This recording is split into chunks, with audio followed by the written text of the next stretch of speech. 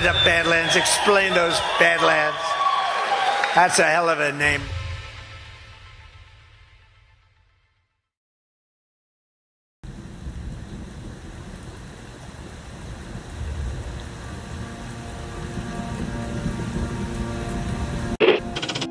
Mr. Vice President, I'm going off script again, I know, but I just want to personally thank you.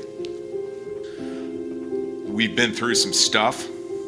We've gone through some of the most complex military operations this country's ever conducted, and your steady hand and your leadership during those was a great source of strength for me.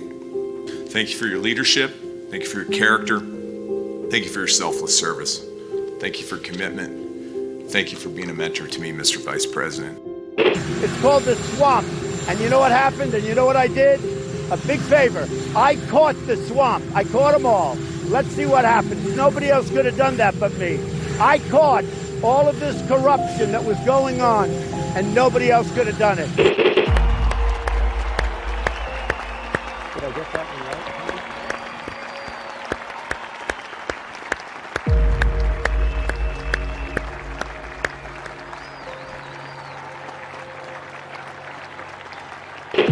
Every 4 years, we gather on these steps to carry out the orderly and peaceful transfer of power. Today's ceremony, however, has very special meaning, because today we are not merely transferring power from one administration to another, but we are transferring power from Washington, D.C., and giving it back to you, the people. For too long, a small group in our nation's capital has reaped the rewards of government, while the people have borne the cost. Washington flourished, but the people did not share in its wealth. This American carnage stops right here and stops right now. The forgotten men and women of our country will be forgotten no longer. From this day forward, a new vision will govern our land. From this day forward, it's going to be only America first. This is a president of the United States who is a danger to the Republic. America first. He knows he's an illegitimate president. The oath of office I take today is an oath of allegiance to all Americans. The great Trump recovery. America will never be a socialist country. I will fight for you with every breath in my body. Russia, Russian, pro-Russian, Russian, the Russians. Russia. And I will never, ever let you down.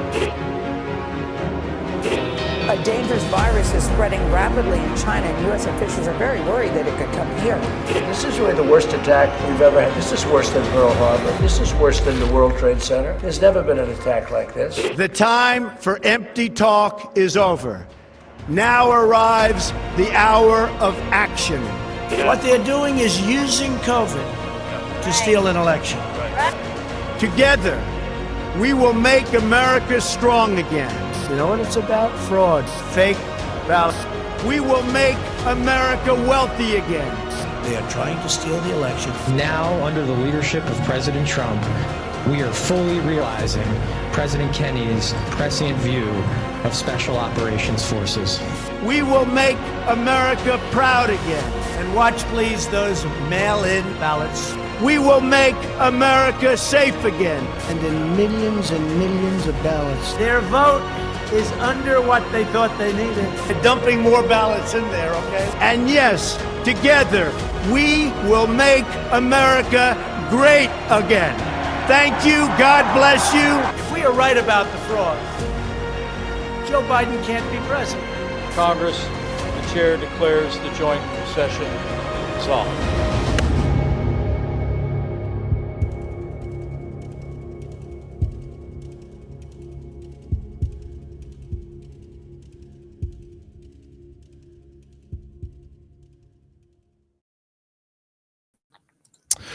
Good evening, everybody, and welcome to the Saturday edition of the Devolution Power Hour. What a week it has been. Chris, how are you doing, man? Another day in paradise, my friend. Another day in paradise, indeed. Yeah, I'm excited to see you this week in person. Give you a big old bear hug. Ah, yeah, we are doing that this week, aren't we? It's crazy. The next DPH will be a live one. Yes, it will. That's true. Well, no, Wednesday. At least for you and I mean. Yes. Yeah. We'll do Wednesdays. That'll be a recorded one, probably. But yeah, this week I've been looking forward to this show because I've been looking forward to talking with you about. It was just psyops upon psyops this week, from Epstein files and Con Inc. to whatever the hell it was that took place in the Oval Office yesterday with Zelensky. It's gonna be a fun episode, I think. Yeah. Yeah. Those in the chat, Patrick is no longer on the show or on Badlands. Go watch.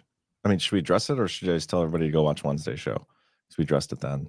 Yeah. I mean, and you know, he's addressed it on other streams that he's done. He had He's Badlands is a platform. Everybody on here is an independent creator.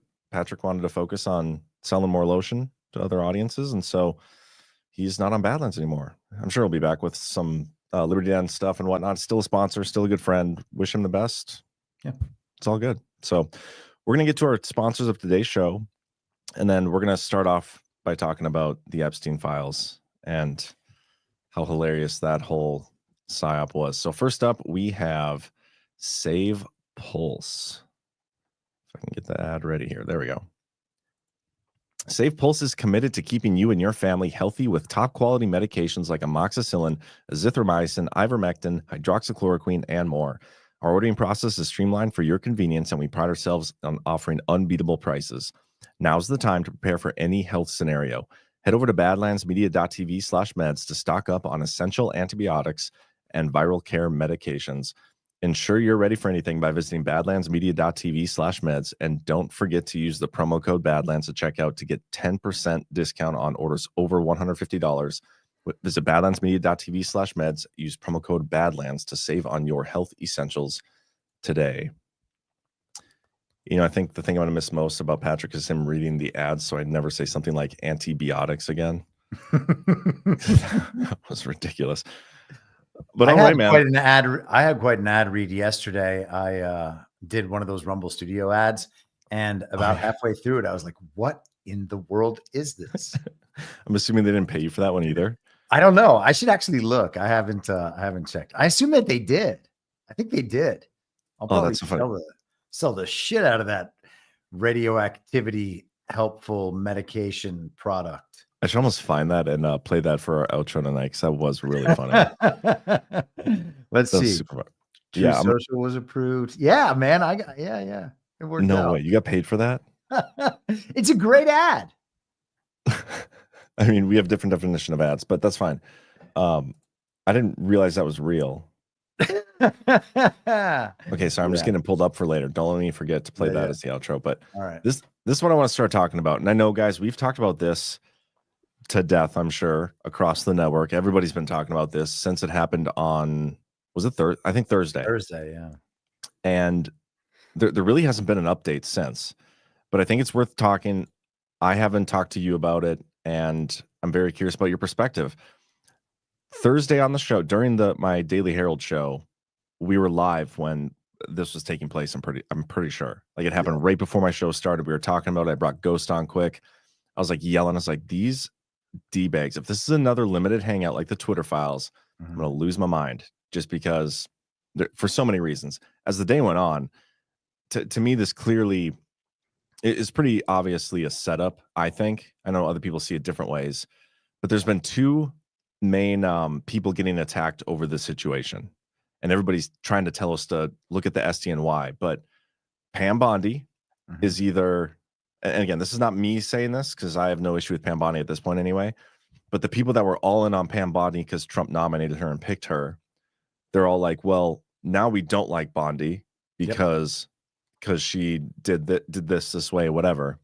And then the Con Inc. people in this photo, these grifters, these people that came in, agreed to an embargo on information to get the binders, the same people that have been saying like, oh, we're all about transparency, most transparent presidency in history or most transparent administration or whatever. Getting an embargo on information, that is not transparency. You're agreeing to keeping something quiet in exchange for something that will benefit you personally. I absolutely hate it. I hate it. Every single person in this picture. And yeah, and since then they went into like damage control. A lot of people freaked out on them, and I think it was justified. But yeah, let's talk about this a little bit. What are your thoughts? Well, I mean, the initial thought was, why are some of the worst people on the internet smiling and laughing and Instagram posing with a binder that supposedly contains information about sex crimes? That seems incongruous, to say the very, very least. And again, Chaya Raichik, the libs of TikTok, who's the woman in the white there, like, most of these people are either from Turning Point USA or the cast of Tucker Carlson. Libs of TikTok was part of the Twitter Files limited hangout.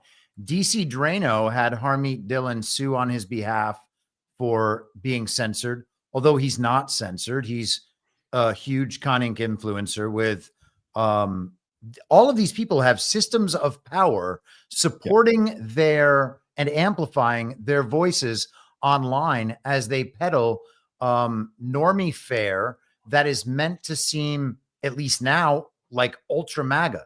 And, I know we've talked a bit about Cernovich in the past, and Ghost has dug in pretty hard on him this week. All of these people at some point have, not all of these people, I shouldn't say that.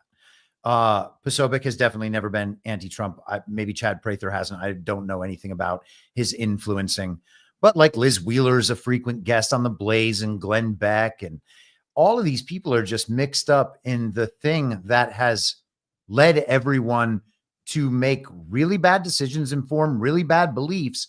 And with all the power that all these people have on social media, they have spent almost no time on our fake and illegitimate elections.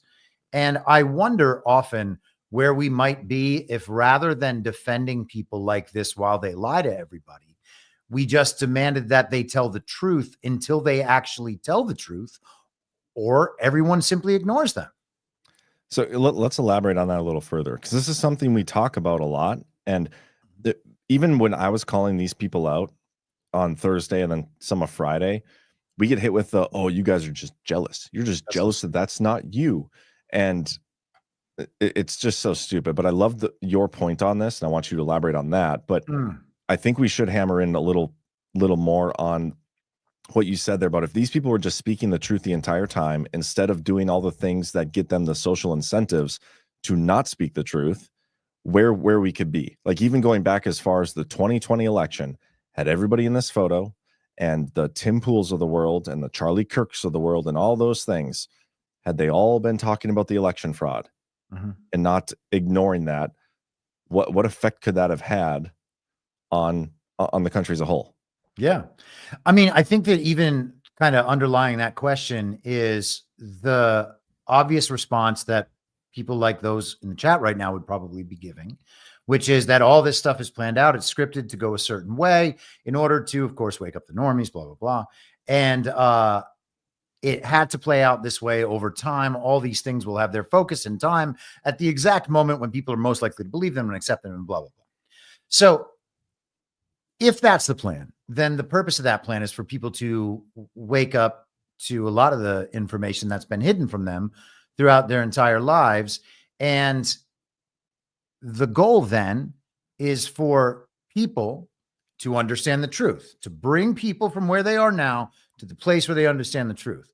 And we keep getting pitched this line that the best way to do that is to have people who are associated with the systems of power already in place on the both sides of the uniparty, for them to lie to everybody all the time. And at some point, then everybody's just going to realize the truth when it's given to us on high from Pam Bondi or Donald Trump even. If everyone was telling the truth and everyone was demanding the truth, maybe we might give the normies something more to latch onto, because they can actually sense, oh, you're just being given the controlled opposition narrative here. You know, if someone does not think like us at all, right? If someone thinks like I thought 10 years ago, if I was trying to convince someone who is always watching Fox News, always paying attention to the Blaze, the Daily Weimar, or Joe Rogan or whatever, and I was trying to convince them to come over to a place like on the far left, for instance, I wouldn't just be showing them Rachel Maddow clips all the time. That would be insane. You know, I wouldn't be showing them the Krasensteins and like Brian Tyler Cohen or David Pac-Man or whoever all their like popular people are. That's not going to convince them of anything. I would have to have a conversation with those people and be like, listen, how do you see it? How do I see it? This is why I think our positions are moral. And I actually think that all these people on television are lying to you. I don't think it's the way either of them say it is. I think it's this way over here. And then you give them actually something that they understand, you passionately believe. Oh, I get it. I see why this person who I know and I care about believes these things, rather than just getting links and sources from the mainstream media. And these guys, by the way, are the mainstream media. They're not the alternative media. This is mainstream media. So the new media, as right. they say it. Yeah, yeah. Oh, you don't get it, guys. We're not mainstream media anymore because we're online. Like, you're mainstream media. They're funded by the same sources of globalist funding. I mean, Tucker Carlson's show, along with Piers Morgan and Megyn Kelly, under that red seat, I think we talked about this a couple of weeks ago. Yep. They've been brought back under Fox News. So Yep. they were at Fox News, and then supposedly Tucker got fired for being way too based and talking about Dominion because they had a friendly settlement in their lawsuit. So now he's independent. I mean, the show hasn't changed. Megyn Kelly's show hasn't changed. They're just pitching the same thing they were pitching before. And just quickly, one more thing. You know, I've been talking about this all week, or the last couple of weeks, maybe. So everybody pretty much in our audience understands that there's some, that there's the global agenda, UN 2030 agenda, the Great Reset agenda, all these different long-term agendas that the global regime's trying to play out. World Economic Forum, you'll own nothing and be happy, all that stuff. All that stuff scripted so that they can roll it out, so they can convince people there's a media operation behind it, there's a social media operation, all that stuff. That's one side of a controlled opposition narrative. There's no way that those people who have the most expertise about this stuff, the most resources, the most access, etc., and who create the narratives, there's no way they only created one version of that and expected everyone would just believe that. They obviously created different brands of that to push the whole thing together. And so we've just had a reversal in the polarity where the dominant narrative that used to be that uniparty left narrative is now the uniparty right narrative. And the systems of power are supporting that while the uniparty left gets to paint itself as rebels. So all I've seen is a turnover, man. This is not the American people waking up and seizing power back from the corrupt government. Yeah, gosh, everything you said there was so brilliant. I don't know which one to even start with. So, like, let's start with these people being like the new media and why we shouldn't want new media. Like, we should want a decentralization of information, and that means that it doesn't need to be filtered through anybody. But these people are pro-system that enables the filtering of information. And like, one of the excuses I've seen is like, well, it's with these people being there, they're going to be able to reach a wider audience, a different audience, and all these things. It's kind of like you alluded to. The funny thing about social media and all the platforms these are on, like, and who these people are, they steal so much information and so much news from other accounts. What you're trying to say to me is that if somebody finds actual information, or if Pam Bondi posts it online in a public place and people start going through it, that these people aren't going to be retweeting that. Like, they're only going to do it if they're the genesis of that information. No, they're going to steal it. Benny Johnson is going to have 1,000 breaking news posts in a day that have all broken by somebody else. Like, that's how these people operate. They don't actually do the stuff themselves. They reshare it. It's going to get to those people if that's your excuse. The second thing, I got to play this clip. You should be thankful right now for Attorney General Pam Bondi and FBI Director Kash Patel and President Trump for doing what they promised and releasing this. You should be doubly grateful that the way that they're releasing this to the American people and exposing this corruption is through the new media. It's through us. we're doing it. That's one of the most encouraging and fantastic things that we've seen from the Trump administration. So if we're being totally honest, the Pam Bondi and the Trump administration and Cash Patel or whoever is involved with this, if we're being totally honest, they didn't actually do what they promised with these Epstein files. Yeah. Like they're trying to cover for him, and it's okay to call that out, guys. Let's call a spade a spade. They're going to release the Epstein files. Pam Bondi went on Jesse Waters and said they're going to release Epstein files, and all they did was release all the stuff we already had. Like that's not a breaking news. That's not what we were. It's not what it was implied was going to happen. Now that doesn't mean I don't think Trump is going to release all this stuff. I don't think.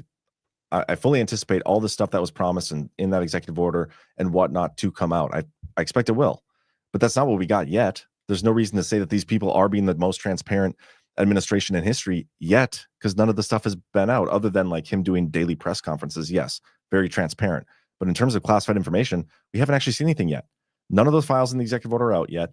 And we don't even know if she got the files on her desk 8 a.m. Friday morning, like she demanded. Nobody said a word about it. Well, yeah. And also, if she did, shouldn't the first priority be to put out all of those files? But then, of course, there are a wealth of excuses out there. And I made clear on my show yesterday, and I think it's worth making clear again. We understand that there are more possibilities. People are suggesting possibilities. Well, you can't compromise the investigation. Okay, well, the story's 20 years old, 15 years old, 10 years old, 5 years old. There's been different kind of waypoints along the Epstein timeline over the last 20 plus years or 30 years. So some of the information is certain. I mean, the information we got the other day is like 33 years old. So it's not exactly like it's new. It's not like it hasn't been investigated or gone over before. Also, I mean, some people think there are military tribunals going on where people are actually being prosecuted already, and some of that stuff's happening. So, maybe. Well, that's fine. But I'm just saying, if that's the case, then obviously the investigations are probably done. If even in a devolution scenario where some of these things would be happening behind the scenes over the last few years, investigations would have still gone on. So the idea that an investigation is compromised, well, maybe that's the possibility. But the truth is, I'm not the one who went out on national television and said all the files were going to be released. And if they're trying to spark some action from the opposition, okay, good, I get it. If that's the case, they still punked all these influencers on purpose. I mean, in that scenario, that part is still undoubtable. I don't know, man. I'm totally down to explore all of those possibilities out there. But to just accept one of those possibilities and then not even engage the possibility that something has gone wrong for someone, and it doesn't have to be Trump. I don't even think of Trump and the administration as the same thing, which is why I call all these people the fantasy team. Yeah. And it's weird if you question Bondi when she was first put in there, well, then you're a traitor like me, right? Like, I'm threatening unity. We have an election to win in 21 months. You can't question Bongino, right? But now, as soon as they failed us or failed Trump or failed in whatever we thought they were going to, now it's totally okay to question Bondi. Now it's totally okay to question Trump's selection of Bondi. What is the standard here? And the truth is, there's no standard. The standard is we're playing secret black hats and secret white hats and figuring out who's the good guy and who's the bad guy so that we know who to trust and who not to trust. Like, let's just find an objective standard. Here's the objective standard. Demand truth. Okay. Tell the truth yourself, demand truth from these people. And if they're not telling the truth, which these people are provably not doing for 5 years running while getting very rich and increasing their status, their wealth, their access, all of it, maybe we're not doing our job as truthers. And maybe, just maybe, we don't want the truth. And maybe we don't want to wake up the normies because we're refusing to attempt using the truth to wake them up. I hate that term truther now. Like, and I haven't even thought of this until this second when you just said it. It made me cringe, like goosebumps almost, because that's so true. Like, how can you call yourself a truther if everything that you see is it's all part of the plan? And anything that somebody's like, okay, maybe what's going on here? Maybe there's something more here. Maybe there's like, maybe it's not part of a planned role. Maybe, who knows? You call somebody out like DC Drano, and they're like, it's part of a strategic rollout, and you not trusting DC Drano or Anna Paulina Luna means you don't trust Trump. Like, that's the truthers that I've been encountering. And here's one right here. Good example. Susie Q, to this post, it's your fault. You were the one creating the divide. I got you in trouble. Yeah, you are creating a divide. How so? I'm getting to the point I'm no longer trusting influencers who are throwing shade on this situation and Trump. Keep it up and I will not follow you. You all think you know what is going on, and I don't think you do. And that's insane. Somebody's Also, like, I'm going to threaten you with my follow. Yeah, internet strangers here. I don't think I know what's going on, which is why I try to take in all plausible possibilities and consider what it might mean in a bigger picture, what actually maps on to a consistent and coherent version of reality as I understand it in that bigger picture, which means it has to also fit with other things around the situation. Yep. And then I try to explore where those possibilities might lead as I watch reality emerge over time. And, you know, the ones that are clearly not true, well, you move on from those and get rid of them. That's a great way to put it. And real quick, I just want to comment on that because there's a lot of people that approach every situation trying to do the same thing, except they don't try to fit it. They don't try to fit it with everything else. They just try to fit it with the one thing. Yeah. Like, and I've fallen victim to this too sometimes. Like, I'll look at a situation, I'll be like, oh, devolution filter. Like, that fits devolution, but it doesn't necessarily fit with everything else. And so it takes you a while to get over that hurdle and throw it away. Same can be said with the Q drops or whatever. You see something, you're going to look at it with the Q filter, but if it doesn't fit with everything else, then it can't be reality. You know what I mean? It can't be that interpretation with the Q filter. It's got to be something else. We all got to do better at that. And you are for sure the most, like, I would say, grounded in terms of always having that approach. Because even when I try to, it's not easy to have that approach with everything. But anyway, sorry, go ahead. You were making a good point, I'm sure. It's just like there's got to be some objectivity on it. Like, and at the bottom of all that is epistemology, and that's about belief formation. How do we form beliefs? And the truth is, we don't have to form beliefs very often. You can hold a range of possibilities in your head and follow all those paths if you just step back and take a more passive approach rather than having the emotional reaction and then figuring out a way to justify the emotional reaction. Like, I'm more than happy to just wait as these situations play out and continue to watch things map on, because we know we're getting psyoped all the time. Like, if there's one thing we've learned, it's that none of this stuff has to be real as displayed. And we're going to talk about that a bunch of times tonight. So we don't need to go too much further into that right now. Yeah, but maybe we can save that for the Zelensky. Yeah, totally. But you know, the other thing to think about with these Con Inc. influencers is, do they engage with their audiences? Are they responsive to feedback and criticism generally? Not like feedback and criticism from their peers or people who are higher above them in the social media food chain, but just what the American people are thinking. The answer is, by and large, no and never, which means they have no idea what the American people are thinking, which, you know, is how you end up telling everyone that they should be grateful that you were the one given this important information. And by the way, she thought it was important information when she was making that video. And then later on in the day, she was like, oh, we knew it wasn't any new information. Pam Bondi told us that. Yes, I'm curious what's true there, because I've seen multiple people that were part of the conversation saying that we were told in the room there's nothing new in here. Yet she goes and makes that video, makes it seem like it's a big deal, getting a Q&A and all this stuff. I have to stream from the airport. And then later she says again that it was nothing new. Like, the whole thing just doesn't make sense. I really do think it reeks of some sort of, like, I wouldn't say takedown op, but exposure op of these Con Inc. people, because they were hardest hit for sure. People were pissed. They didn't have to schedule it before the Starmer meeting. Therefore, they didn't have to put the embargo on the information. They didn't have to have them in at all. Pam Bondi could have just came out and put it on the website like she did with the press conference at 6 p.m. or 5 p.m., whatever it was. They didn't need to be involved, especially considering it wasn't new information. Why do it? It doesn't make any sense. unless you're trying to schedule that photo op in the crosshairs.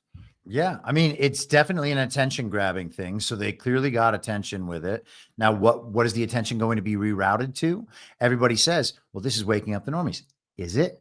Or is it putting normies back to sleep? And because they just had a massive round of, oh, hey, you know that Epstein thing that everybody said, oh, just wait till you see what happens tomorrow. Okay, what happened? Well, everybody got hoodwinked. That's a good now, point.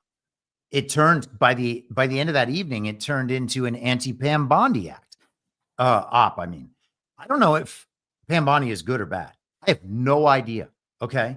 I know that evening, all the people who got hoodwinked joined with all the people who initially were like going off, like Laura Loomer and Ian Carroll and all them. And they then all agreed, okay, Pam Bondi's the problem. Maybe she is. I don't know. It's entirely possible. You know, I put out that piece on the fantasy team like a couple of weeks ago. Yeah. It's entirely possible that some of these people are people that Trump chose to spotlight for a reason other than these are his perfect little assistants for the great plan to emerge. And I'm not mocking the plan, and I'm certainly not mocking Trump. I'm still a Trump maximalist. But not every one of these people is put in those positions to just be our new savior. We can go through the list, man. Like from the first term, and you'll have a bunch of these too. And some people still like these people. They think it's kayfabe, whatever, all good. But you got like James Madison, John Kelly, and John Bolton, and Mike Pence. Yeah, you can just go down the list. Mike Pompeo. Some people think Pompeo's bad. You know, I mean, AG Gates was the weirdest thing. Yeah. Like, yeah, you can go on. What would it have been like if there was a massive internet movement of people who have paid an unfathomable amount of attention to these issues for the last 4, 5, 6, 7, 8, 9 years, actually spending the time and vetting critically all the people that were put around Trump in the first term? Would we have different results? If all those people did the same thing with the elections, instead of accepting the word of all the conning stooges on TV and on the internet after the election, would we have a different result? Same thing with J6, same thing with Ukraine, same thing with immigration, same thing with the paragliding go-kart incident. And instead, what we keep doing is defending these people because they are perceived as our allies against the ultimate enemy. My point is the controlled opposition dynamic is supportive of the uniparty together, and it's their fighting that preserves and pushes forward the truths that the uniparty wants the American public to believe, so that the American public will ultimately decide something must be done about this problem. And as long as they get the policy through on the basis of that problem, because we all believe it, they don't care which brand we choose. The point is to break out of both of those things, which ultimately means you got to leave the training wheels behind and stop groveling for these people. You know, gosh, what you're saying right now is reminding me of, there's an article that James Carville wrote a couple of weeks, or maybe it was this last week. And when you think uniparty, I'm going to show you this article here and like how fascinating it is. But when you think uniparty, the best case scenario that could happen over these next 4 years for the uniparty and the establishment is for Trump to come in, do his blitzkrieg stuff, all these things. But at the end of the day, the system itself, which has grown like and protected these people for so long, it doesn't change. Like the election fraud system, and you know, maybe he exposes some of the corruption stuff, but he won't get to all of it. I don't know. Like there's a lot of things that need to be fixed. A lot of things. The best case scenario is for as many of those things to remain in place by the time Trump's done. They stonewall him as much as they can along the way. And James Carville wrote an article like, the best thing for us to do is just kind of play dead.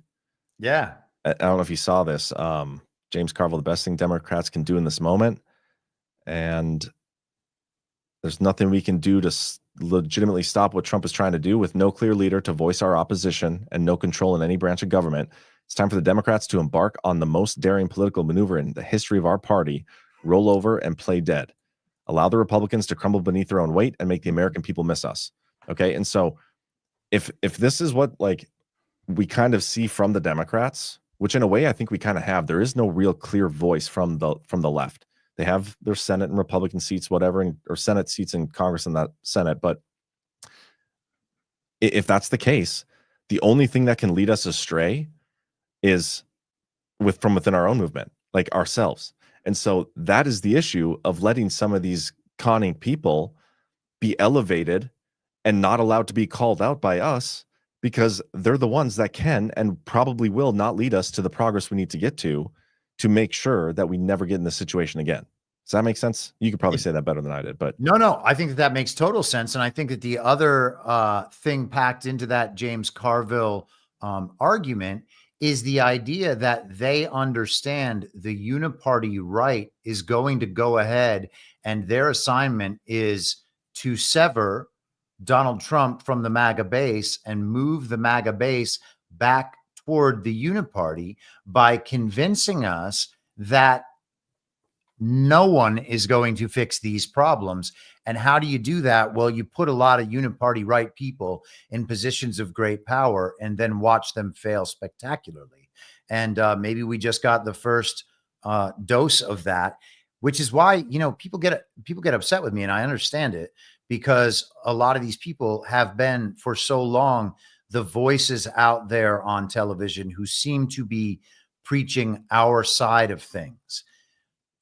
That doesn't matter if they are in the uniparty. If they're in the uniparty, they're not on our side.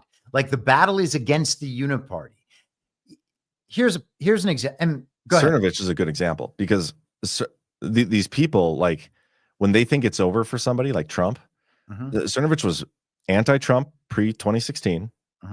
Then he rides Trump's coattails, gets a following. I think I even followed him at one point because it seemed like he was saying great base stuff. And then in the lead up to 2020, like, you go back and look at his tweets, and after J6 happened and all those things, he was miserable. Like, he hated Trump more than anybody. He was pro-Ron, all these things: wear a mask, get vaccinated, have sex with guys, all sorts of crazy stuff.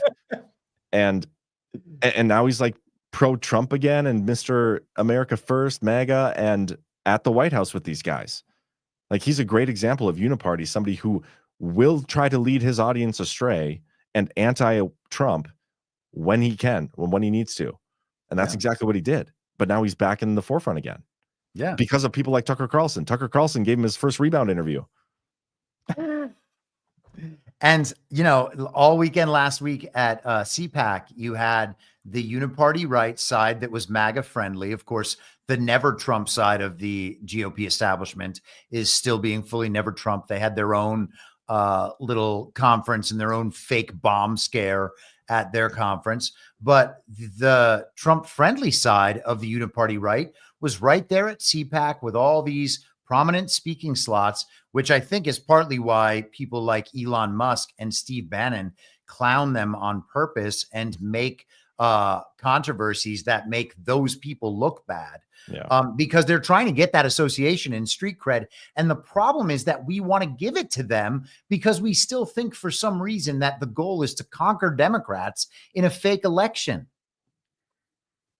Trump has said multiple times now. I'm loving what Trump is saying about election fraud, because he said it multiple times. Like, it's almost a bi-weekly thing for him to call out the election fraud. We just haven't seen any actual movement on how he's going to fix it yet. So, well, yeah. And the interesting thing about that, the theory that we talked about at great length for, 6 months, 9 months, a year, was that there was no narrative possibility of the regime being able to sell Kamala or Biden before that as a winner in a real legitimate election. So if they told the country that Biden won or Harris won, then everybody would understand that our elections are fake. So they had to declare that Donald Trump would be the winner. Yeah. And I wonder if he called their bluff with that and was like, okay, well, let's do that. They thought that he wouldn't keep talking about elections being stolen and that no one would listen to him. And it should be very clear to everybody that besides Trump and Bannon, there's nobody talking about how our elections are fake. Not in the mainstream or anywhere close to the mainstream. Yeah. None of these people are doing that.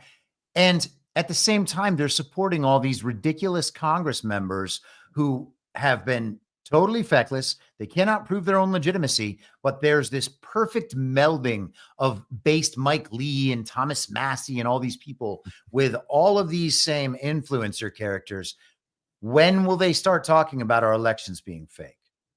And you know what? Maybe that's why I hate Anna Paulina Luna so much, because she's like the perfect mixture of influencer and congressperson all rolled into one. Yeah. That's why she's on my shit list all the time now. But yeah, Thomas Massey did, I will say, I gave him props this week, but I did it by saying I'm no fan of Thomas Massey, but he's right about this, because he was right about that budget bill, which I think we might talk about later. Cool. But yeah, guys, like, I don't know, this conversation, I know people don't like having this conversation, but it's like, you have to, because this stuff is, we have it so often on this show and a lot of these shows, because the situation keeps happening over and over and over again. And it's like a rerun. We have a few more people calling these people out, but then you still have a lot of the same chunk of people that are like, no, you can't do that. That's not unity. You're dividing us. Oh, I don't like this conversation. I'm going to tune out. I saw a couple people say, I'll come back after this topic's over. But so you guys, the fact we have to talk about it so much tells you how important it is. It keeps happening, and yet we don't learn from it. Like the people decrying us for causing disunity or something. It's such a silly thought. Yeah. Like, what unity do we need? None. And you don't unify by compromising with terrible liars. Yeah. That's not like the goal in any of this. And if it is the goal for people, then you're just focused on these terrible political victories that are utterly meaningless in not only the life and the integrity of the United States of America, but the lives of the American people. Like, going on with the regime agenda into the Great Reset, into 2030, all of that isn't going to yield a better result because we're doing it under uniparty right branding rather than under the woke uniparty left branding. It's the same thing. Yeah. I wonder at what point, like, what can we unify behind? Like, we should be unifying behind, like, America first. Like, let's do all the America first thing. That's great. We can unify behind that. But yeah, we should be allowed to call out people that are liars and not doing those things. Yeah. Also, it's an information war. And the way to win an information war seems to me, I mean, I'm not the expert. I'm certainly not like a military information warrior or anything. But it seems to me that the way to make it so that psyops don't work anymore is to make it so that you can't get hoodwinked. Mm-hmm. And that requires a consistent and rigid epistemology about what you actually do know and what you actually don't know. And the truth is, we do know very, very little, which is why you don't default to assuming everything that comes in on the television or through the news is true. Or part of a plan, because we legitimately don't know. And that is pretty funny. Like, that's mind-blowing to me. None of us have any idea what is actually going on. We're trying to figure stuff out. It is possible that things are part of the plan. That is a possibility. It's also possible. Plan. Yeah, let's think about that. There's option A, things are part of the plan and everything's good. Option B is things aren't part of the plan and we need to be talking about this in a different way. If you always default to option A, you might be right 50% of the time, but those 50% of the times that you're wrong, is it devastating? It's devastating. Yes. Yeah. And so it's much more, you almost have to default to the other side so that you never get devastated. Yeah. It's taking a defensive posture against nonstop psyops, knowing that you actually don't know what the plan is. And the problem is that all the people who are saying the thing about the plan have no idea what the plan is. Yeah. And, and I get that people understand various things from the Q drops or other information. All good.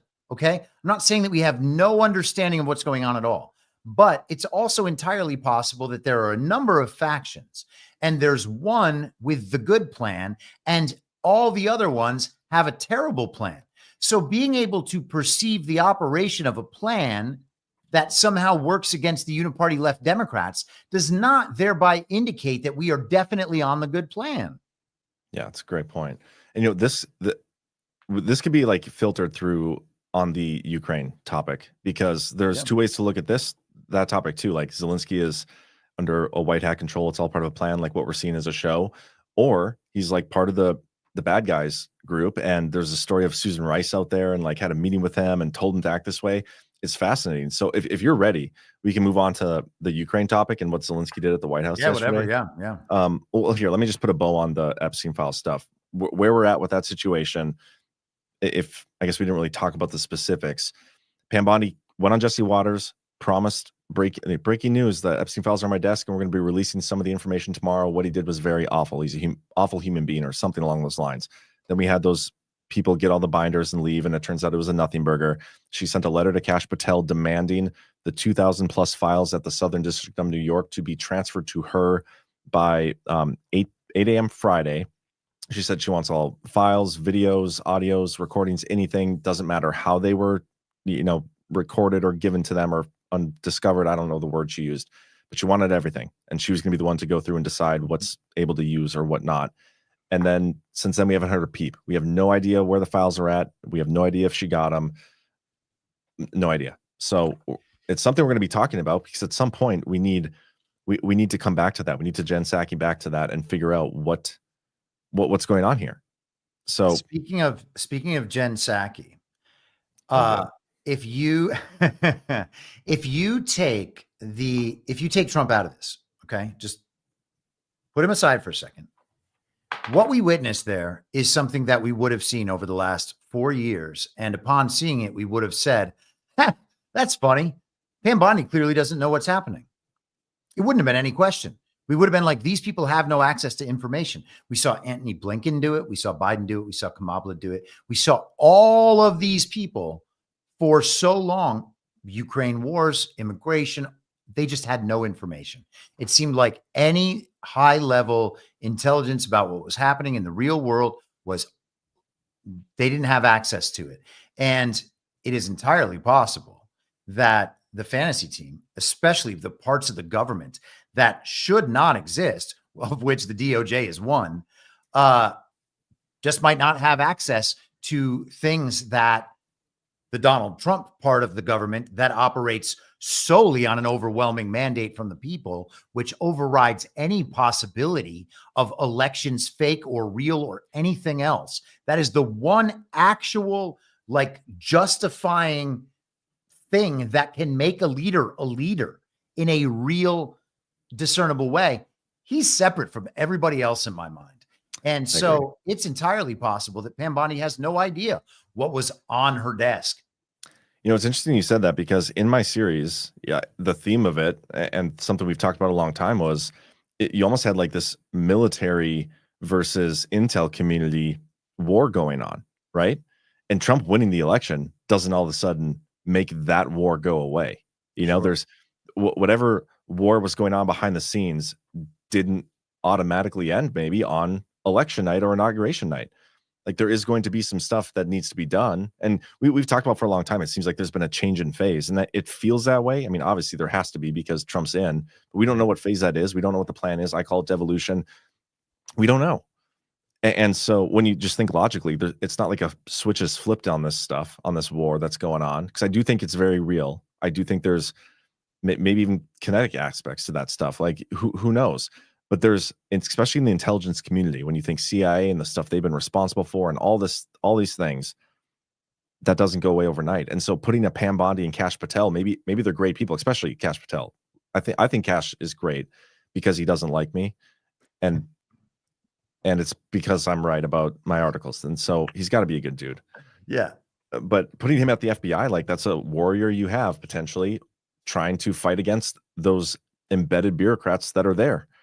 And so who knows what's going to go on here? I like what you said there, and I don't know if I made my point because I forgot what you said originally, but I think I'm done. Before we get into the Ukraine thing, maybe just let's take a second on the UK, and then we'll come back to that, like probably on the back end. But I just, when Starmer came to the White House this week, one of the big deal aspects of that meeting was that he brought this letter that's supposedly from King Charles. And it was an invitation to Donald Trump for another state dinner. And what that is an extra opportunity for Donald Trump to do this. Could you imagine if the British royal family was a real thing and some American president did this to the so-called queen, that the so-called king would invite him back to embarrass them again? I would suggest to everybody that the British Commonwealth is no more and that we are watching an absolute clown show. Yeah. Also, why did this have to be hand delivered? They could have mailed it. Could have been an email. This could have been an email, Chris. But no, this is all he wanted to come and simp for Ukraine. Oh, is this the actual letter? Did you hear Donald Trump during the event asking if he was like, oh, well, I got to make sure that's a real signature. He's like, I was looking for this. Yeah. He said something about the signature. I can find it while we oh, that's so funny. I'm trying to see if there's anything that like sticks out in this. And you know, Donald Trump, or not, maybe Trump brought it up, but it was brought up in the Joe Biden "I'm not running for president anymore" letter, that the Biden signature was not there. People don't like to engage with the level of fakery that I'm comfortable engaging with, but there's a lot of it out there. Yeah. I don't even know if I'm comfortable engaging with some of the fakery you engage with sometimes, but I remember that with great fondness your visits to the United Kingdom during your previous presidency, and recall our nation planned for you to visit Dumfries house in Scotland as the global pandemic began and all bets and flights were off. Crazy. So he's going back. You find it? Mm-hmm.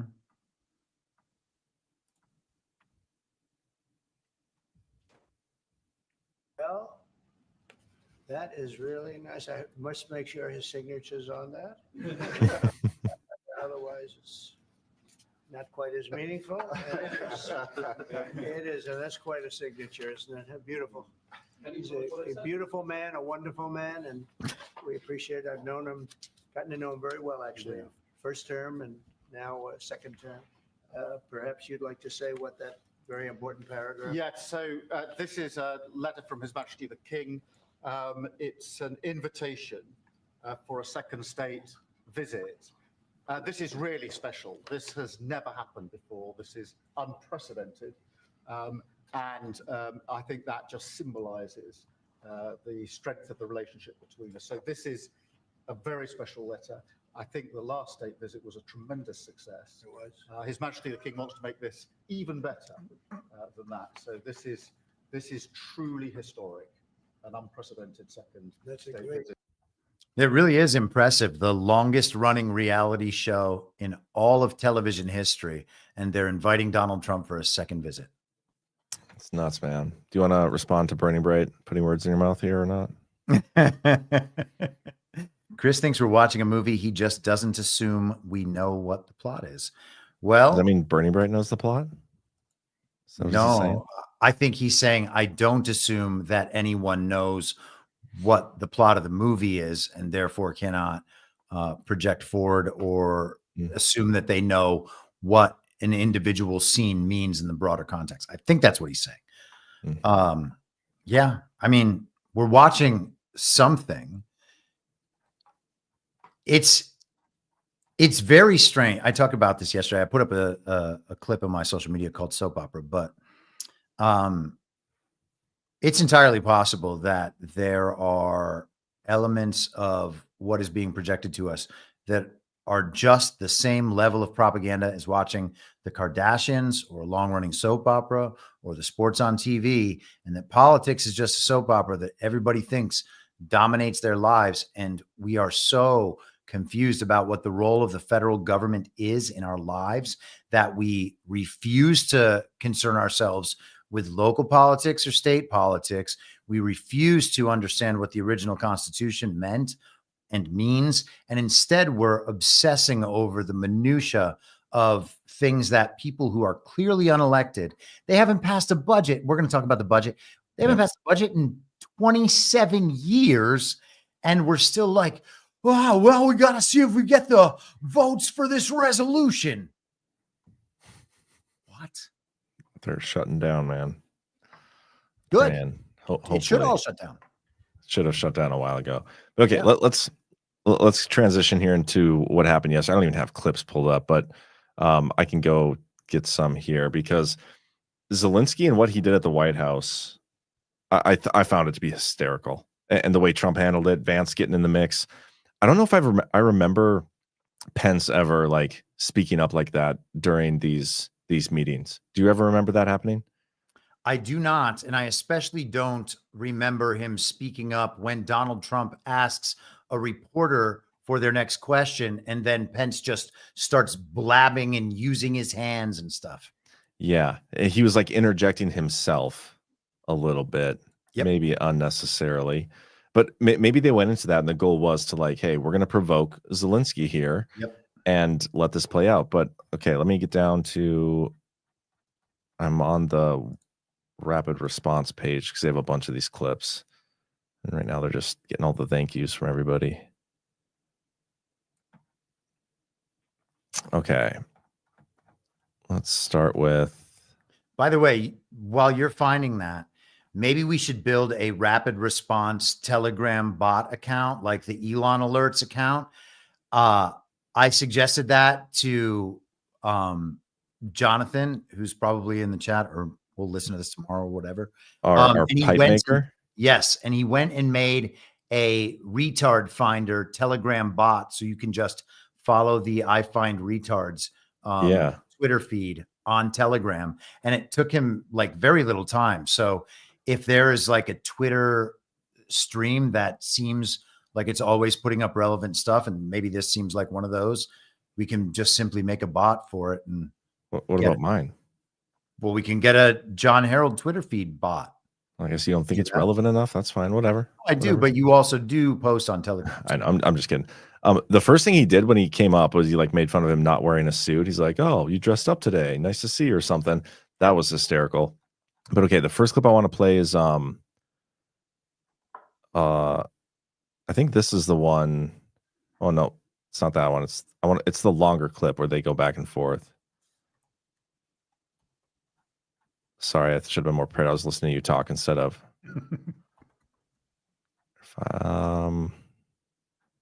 Yeah, I'll just go down to here when Vance is talking because in detail with the Prime Minister, the Foreign Secretary, and others at lunch yesterday, and I know that Secretary of Commerce Lutnick followed up in private meetings last night. This is really important. We believe Americans have the right to speak their mind, even if we in this room disagree with them. They have the right to speak their mind in the public square, which is often online these days. And we're going to defend that right as it pertains to American companies and American citizens vigorously if we have to. I do think that under the president's leadership, we're going to find common ground with our friends in the UK on this question, but it remains to be seen. The principle that will guide us is we believe in free speech in this country and we'll fight for it for American citizens. Okay, that wasn't that relevant. Let's do this one. He was very strong on it. Fall into the hands of No. Gave you javelins. Yeah. Excuse me. That was with Obama, who gave you sheets, and I gave you javelins. Yes. I gave you the javelins to take out all those tanks. Obama gave you sheets. In fact, the statement is Obama gave sheets and Trump gave javelins. You got to be more thankful because let me tell you, you don't have the cards. With us, you have the cards. But without us, you don't have any cards. Excuse me. Okay, you know that what? was with Obama. Who I have. This is, I think, the way I want to do it. Jack Posobiec. He posted the full like 4 or 5 minute exchange, and I think we should just listen through and pause it as we go. I just gotta scroll down. Gosh, he posts so much. I don't understand how people can post so much. Man, I post a lot, so I'm not mad at it. I don't think he posts this much, but maybe if you're on Twitter, you would. Dude, by the way, people are begging for you to come back to Twitter. I don't know what it's going to take. It's going to take them giving me my account back. It's never going to happen. Well, okay, here we go.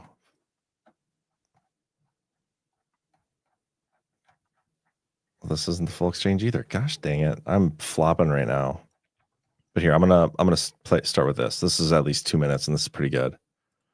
This is kind of the meat of it.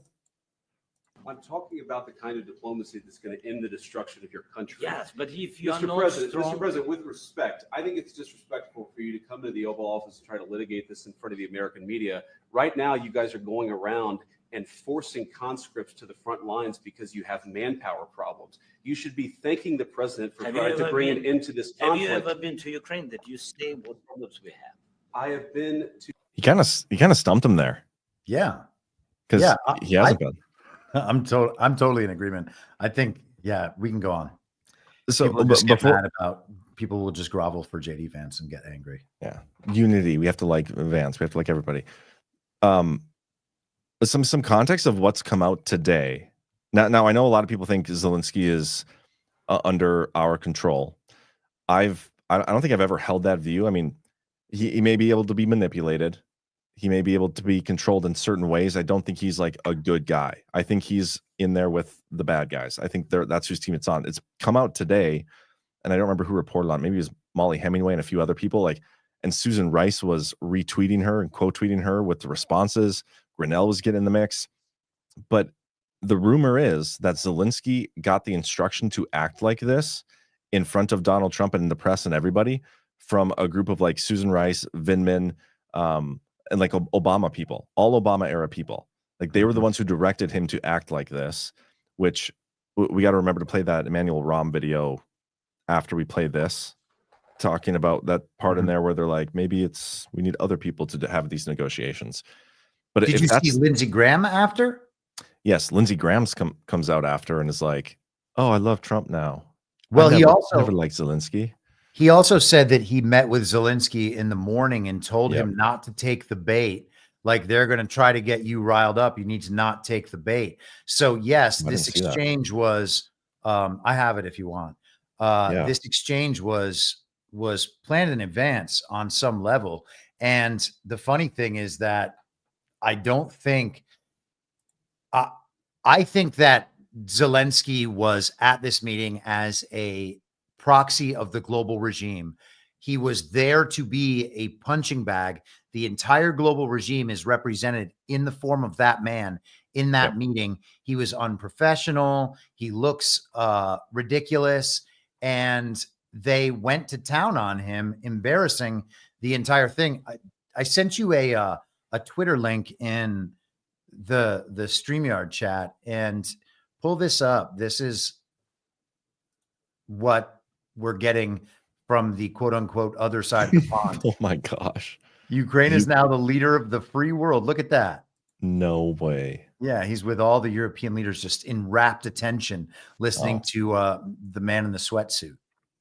Okay, but a voice for strong Canada. Like that's his. Yeah. So it sounds like something somebody with a voice for a strong Canada would write. Makes sense. Yeah. Okay, let's go back to this now. Come once. I've actually watched and seen the stories, and I know what happens is you bring them on a propaganda tour, Mr. President. Do you disagree that you've had problems bringing people into your military? We have problems. And do you think that it's respectful to come to the Oval Office of the United States of America and attack the administration that is trying to prevent the destruction of your country? A lot of questions. Let's start from the beginning. Sure. First of all, during the war, everybody has problems. Even you, but you have nice ocean and don't feel now, but you will feel it in the future. God bless. You don't know that. God bless. You don't God know that. bless. You will not have a war. Don't tell us what we're going to feel. We're trying to solve a problem. Don't tell us what we're going to feel. I'm not telling you. Because I'm you're in no answering position on to question. dictate that. Jump back 10 seconds and watch JD copy Trump's body language. First of all, during the war, everybody has problems. Even you, but you have nice ocean and don't feel now, but you will feel it in the future. God bless. You don't know that. God bless. You don't know God that. bless. You will not have a war. Don't tell us what we're going to feel. We're trying to solve a problem. Don't tell us what we're going to feel. I'm not telling you. Because I'm you're in no answering on position this to question. dictate that. That's Remember, It is interesting. Trump chose that to like pounce on too. You know, I think he was waiting for an opportunity to kind of establish dominance over Zelensky again. He's just sitting by patiently, let Vance, interject himself a few times, and he was kind of waiting for a slip up. And you could say that was a slip up, him trying to dictate how we're going to feel. I feel like he probably could have found a better opportunity, though. I don't know. Consider what he means by how you're going to feel in the future. He said you're going to feel it. You have an ocean between you now, but you're going to feel it in the future. Do you think he was referring to like the war getting to the United States? Yeah. Okay. Yeah. Okay. Yeah. Okay. That makes sense then. Let's watch it again. I mean, and just think about that while you watch it and see if that makes sense.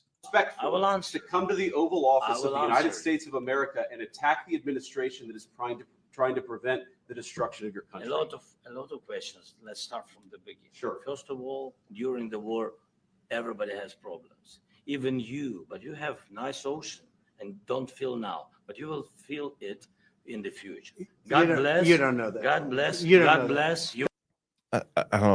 It's hard to say. Like during the war, everybody has problems. Yeah. And you have the nice ocean between us. You don't feel it now, but you'll feel it in the future.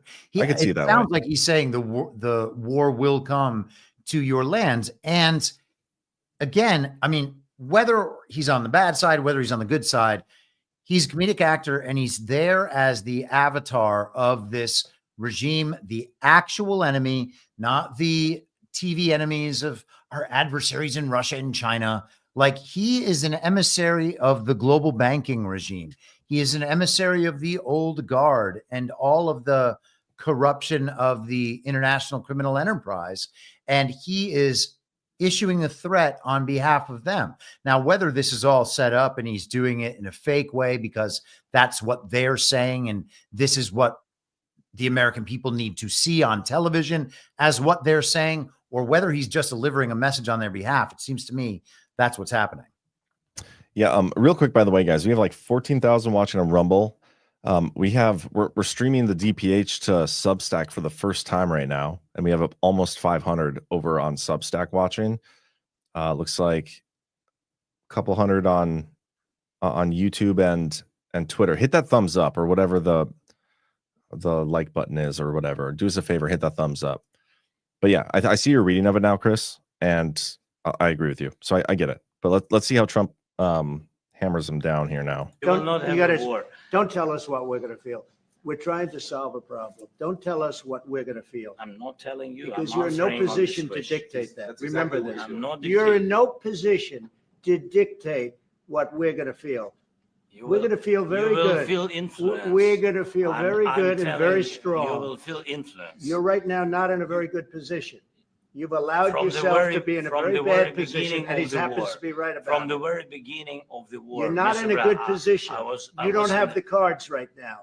With us, you start I'm having not playing cards. But cards. right now, you I'm don't. very Yeah, you're playing serious, cards. Mr. President. You're I'm playing very cards. serious. You're gambling I'm with the president lives in of war. millions of people. You think- You're gambling with World War III. What are you You're thinking about? gambling with What are you World thinking War about? III.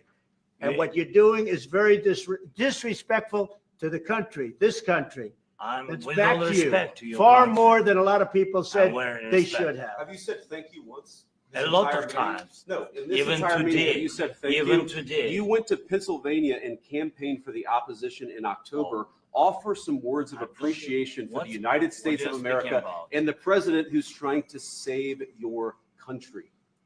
Yeah, Vance interjected there again. But yeah, this is it is a fascinating exchange. I love the part when Trump's like, "You don't have the cards," and he's like, "I'm not playing cards. I'm a very serious man."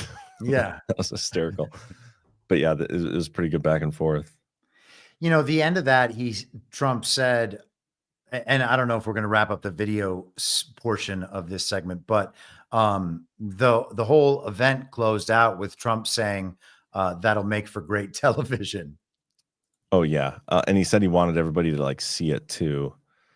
Let me see if I can find. Oh man, I'm not even going to try to find. There's so many videos out there. You know what the best way I've found to do this stuff is, John? When you have the YouTube video of the whole thing, and then you go down to the transcript, you can just use the find feature and jump around to the transcript. That's a great point. Let me do So that. like I can find this television script, the television moment real quick. I can find it here too. All right, cool. Maybe. Or if you just type into Twitter, like Trump Zelensky television. Well, now I'm already doing the YouTube thing. All right. Can't switch me on a dime like that. Okay, here we go. I think we've seen enough. What do you think? Huh? This is going to be great television. I will say that. All right. We'll see what we can do about putting it together. That's pretty funny. Yeah. Yeah. So after this, they kicked Zelensky out of the White House. You're out of here. Get going. And then he goes and Trump goes and talks to the press, and he's like, he wouldn't even agree to a ceasefire. Like, you say you want peace, then agree to the ceasefire. Normally, like, people agree to the ceasefire, and then they come up with the actual plan for the peace. That's typically how it works. But he won't even agree to the ceasefire, because I think he knows once he does, it's game over. Because once the ceasefire happens, they're going to have their elections, and this guy's gone. And then go ahead. Sorry. I was just saying, and then in the days since this, he went like all over. I think he did a Brett Baier interview and got a bunch of softball questions from him. Did a couple other interviews. Today he was spotted with Starmer in the UK, and he got like a $2.3 billion loan from the UK when they. Oh, let me find that clip. But yeah, go ahead and talk. Yeah, we should talk about the loan, because that's the Repo Act seized Russian oligarch assets that have been seized by, the banking regime, and that, at least the story goes, has the potential to collapse the world economy. But I think maybe we talked about this last week on DPH. They seem to be looking to jettison Zelensky on the basis of this appearance. So Zelensky makes the global regime look bad. There's been this back and forth over the last couple of weeks about whether or not this rare earth, I almost said raw earth, like Trump has started saying, but these the rare earth elements, that whole deal, which, by the way, are probably just in the lands that are only Russia now. The eastern third of Ukraine and Crimea are not Ukraine. It's Russia. And so if that's where the elements are, the deal is being made between the United States and Russia. So that's the first thing. And the deals have probably already been made. Yes. And Zelensky, of course, has no leverage, no power. Neither does Europe. No matter what they promise, how much money, there's no leverage. They have no leverage without the United States military. So any conversation about Zelensky having options, any of these people having options, any of the fighting, no matter how long the quote unquote war is going to go on, all of that is total bullshit. There's nothing. It's interesting too, because the way that they're handling this, like both NATO, UK, and Ukraine, they won't agree to the peace deal. Nobody's criticizing from that group is what Zelensky did. When Trump is the one that, hey, we just want peace, we want a ceasefire. They're now pushing Trump closer to Putin, who's like, we agree to a ceasefire. We'll take a ceasefire. Oh, and also Trump, you can have our minerals. We'll have a mineral deal with you. This is what Putin said. I'll read it. American partners. And when I say, well, let me rewind it. By the way, we would be open to cooperation with our American partners. And when I say partners, I mean not only administrative and governmental agencies, but also private companies. If they show interest in working together, Russia possesses significantly, I want to stress this, significantly larger resources of this kind than Ukraine. Russia is one of the uncontested leaders when it comes to rare and rare earth metal reserves. We have deposits in the north in Murmansk and I'm not going to read all these, as well as the Far East, lots of places. Irkutsk region. Okay, anyway, so it's just fascinating how this has worked out. Like, we're going to have a mineral agreement with Ukraine. He doesn't sign it in Ukraine when they're there, when Besant's there. He doesn't sign it in Munich because Vance said things that made him upset. Comes to the United States, doesn't sign it there, throws a fit on TV, doesn't even act like he wants a ceasefire. Trump's just peace, ceasefire. That's all we want. Just give us the ceasefire. Wouldn't do it. Everybody is congratulating him from the establishment. I'm talking about Zelensky. Everybody's like pro Zelensky. They're all, thank you for your support, the whole Twitter thing. And Trump now is getting pushed closer to Putin. It's a fascinating dynamic to say out, because that's how we've seen this the whole time these last 4 years. It's like they're pushing it into reality for everybody now, when it's been that way since the beginning. Yeah. And look at this. They're still totally groveling. Hello. Very good to see you. Oh, this is that Senate meeting? Yeah. Jeez.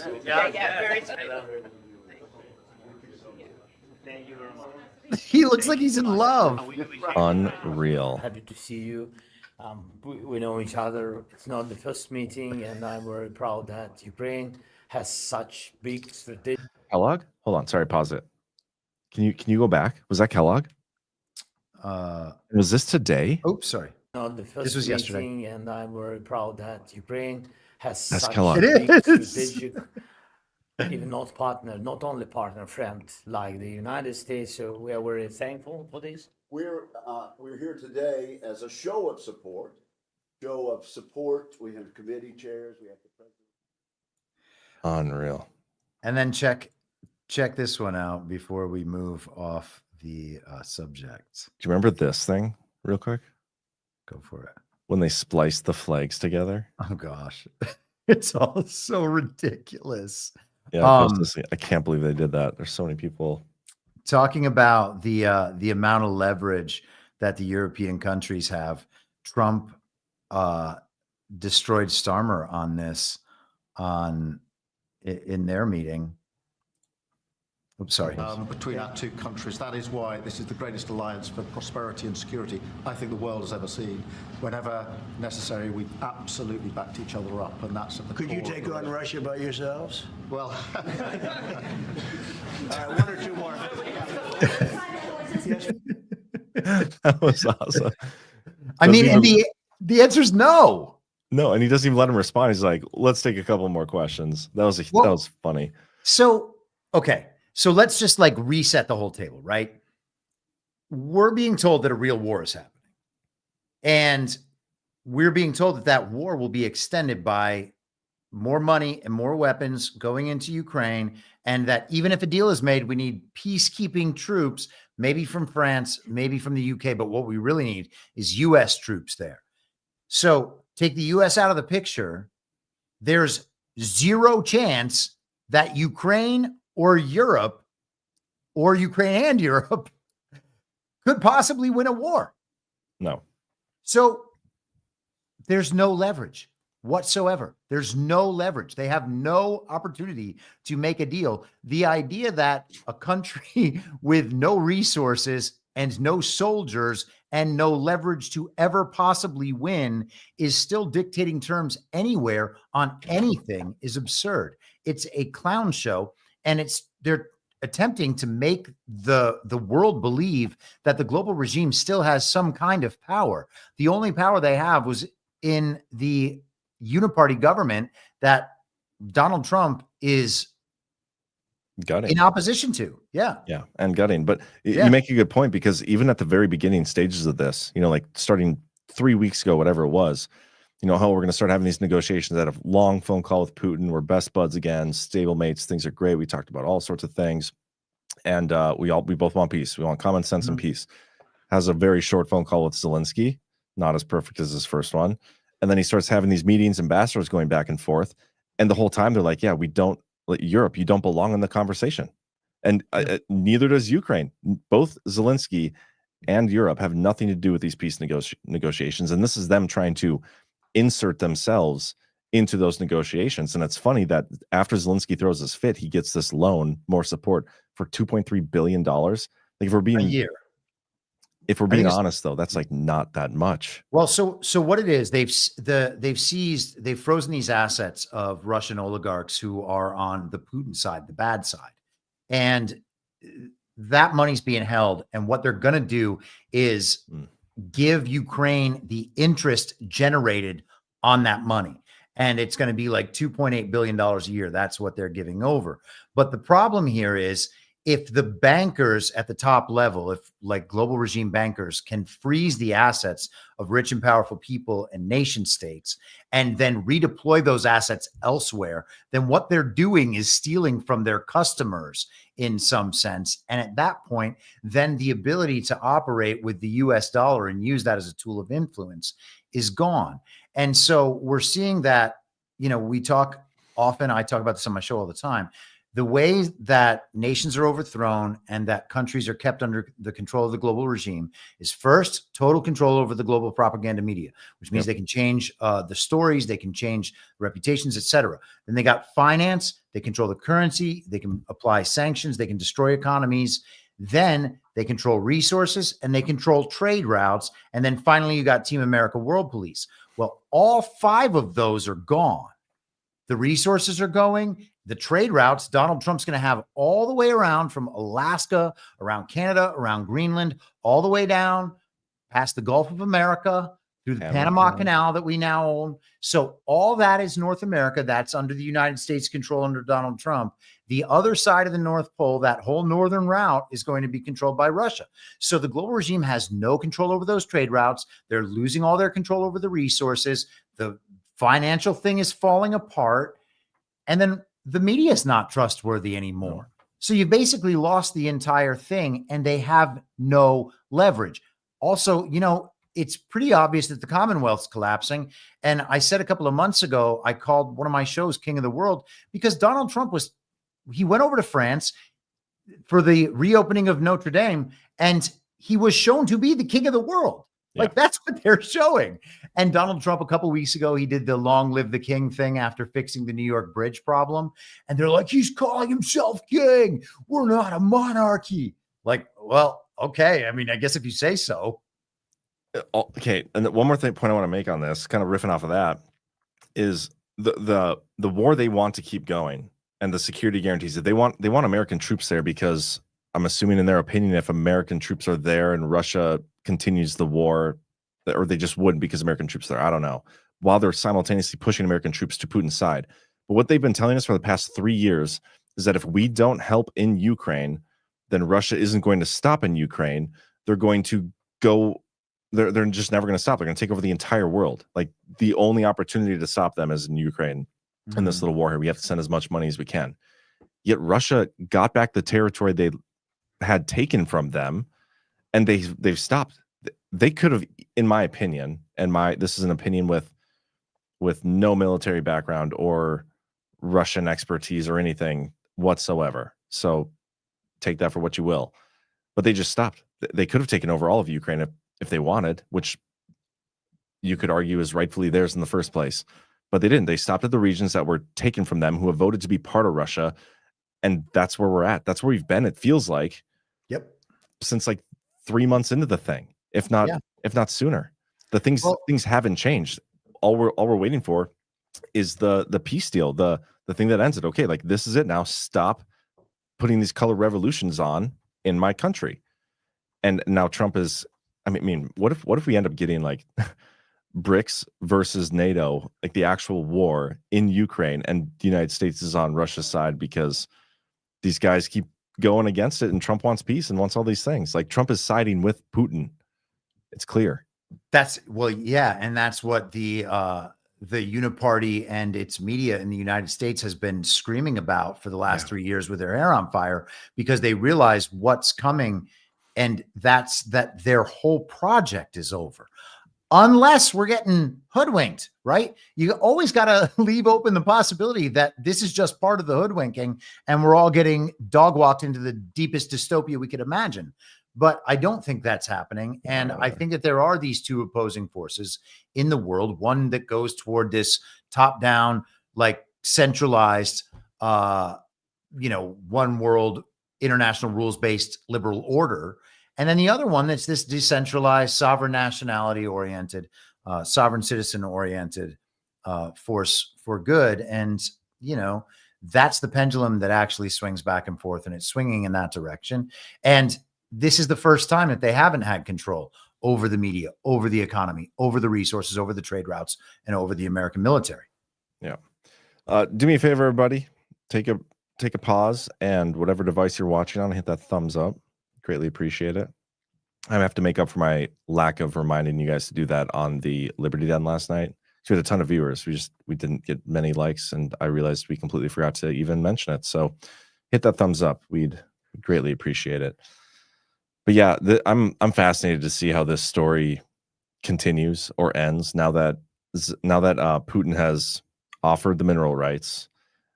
I think we're going back to the story we had last week, where they are going to get rid of Zelensky. Like they're not going to agree to a peace deal unless they have an election in Ukraine. That was the story last week.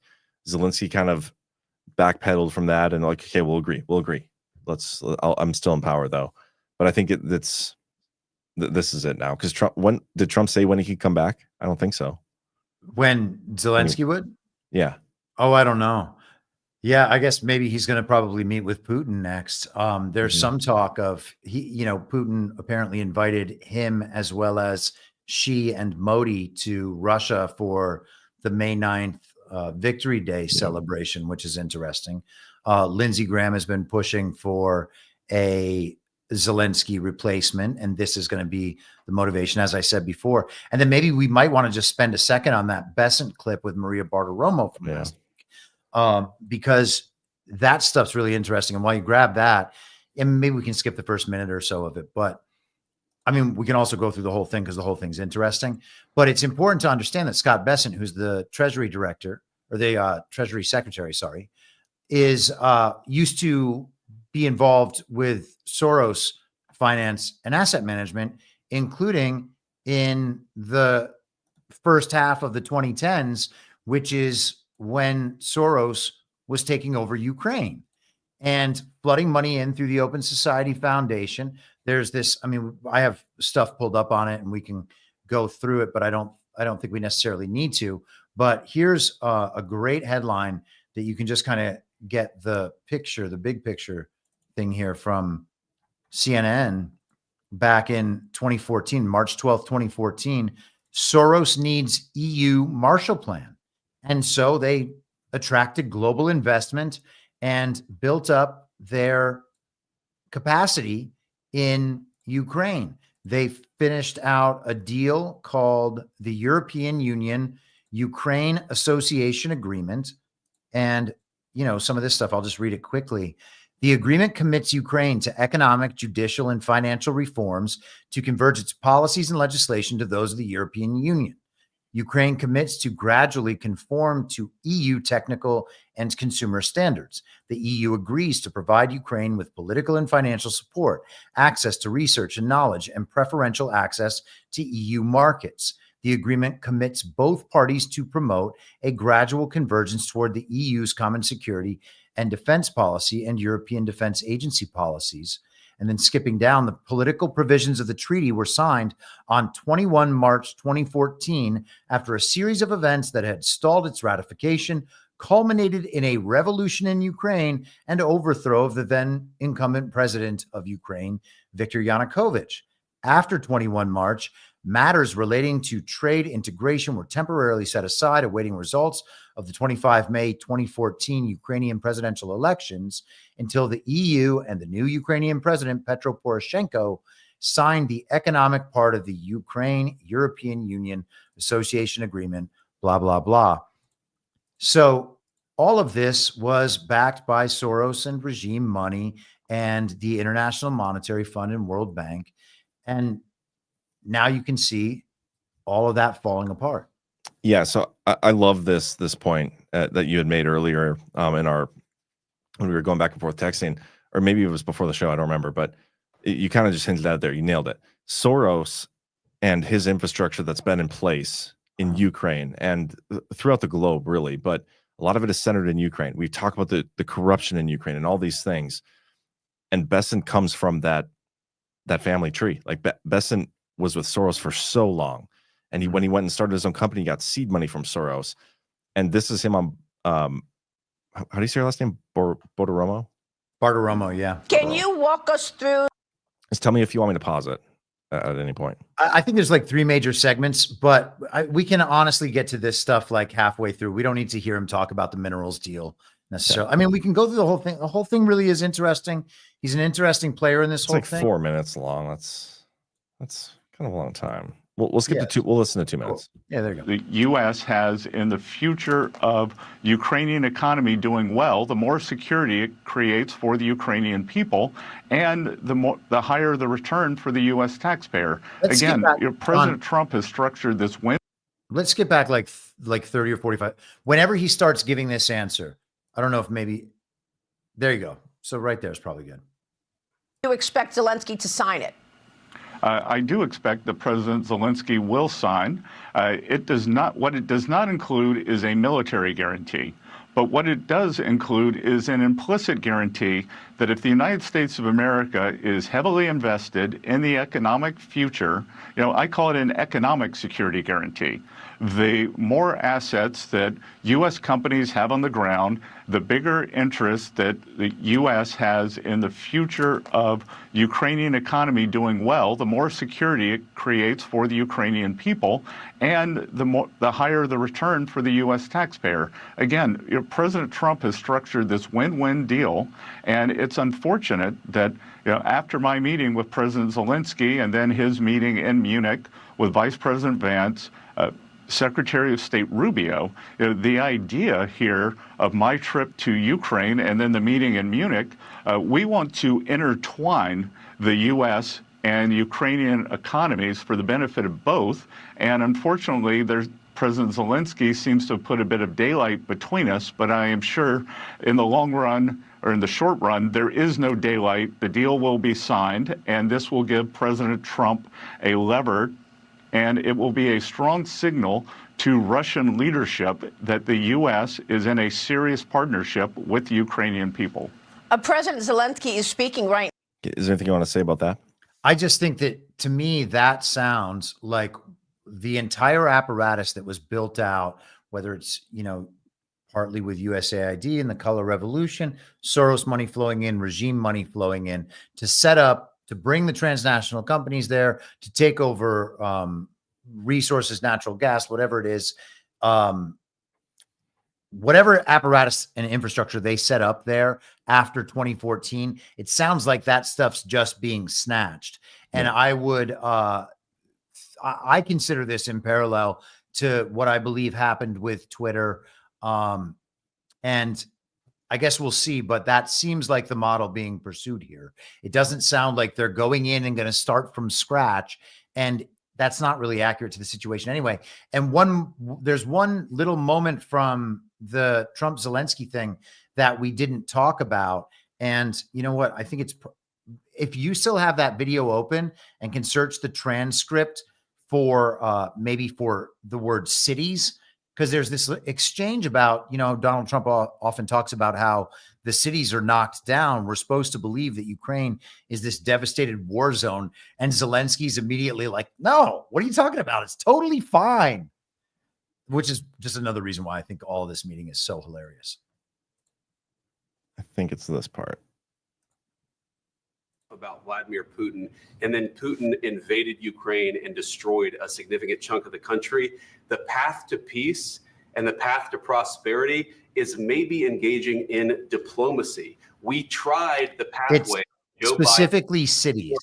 And pretending that the president. And you're probably only going to find it in the full. You're probably only going to find it in the full video because it's considerably earlier in the conversation. I can find it. We can. Okay, you find it. I'm going to go back to the Besson clip. Okay. Now saying today that he was willing to give up his position if it meant peace in Ukraine, quipping that he could exchange his departure for Ukraine's entry into NATO. Zelensky also says he wanted to see Donald Trump as a partner to Ukraine and more than simply a mediator between Kyiv and Moscow.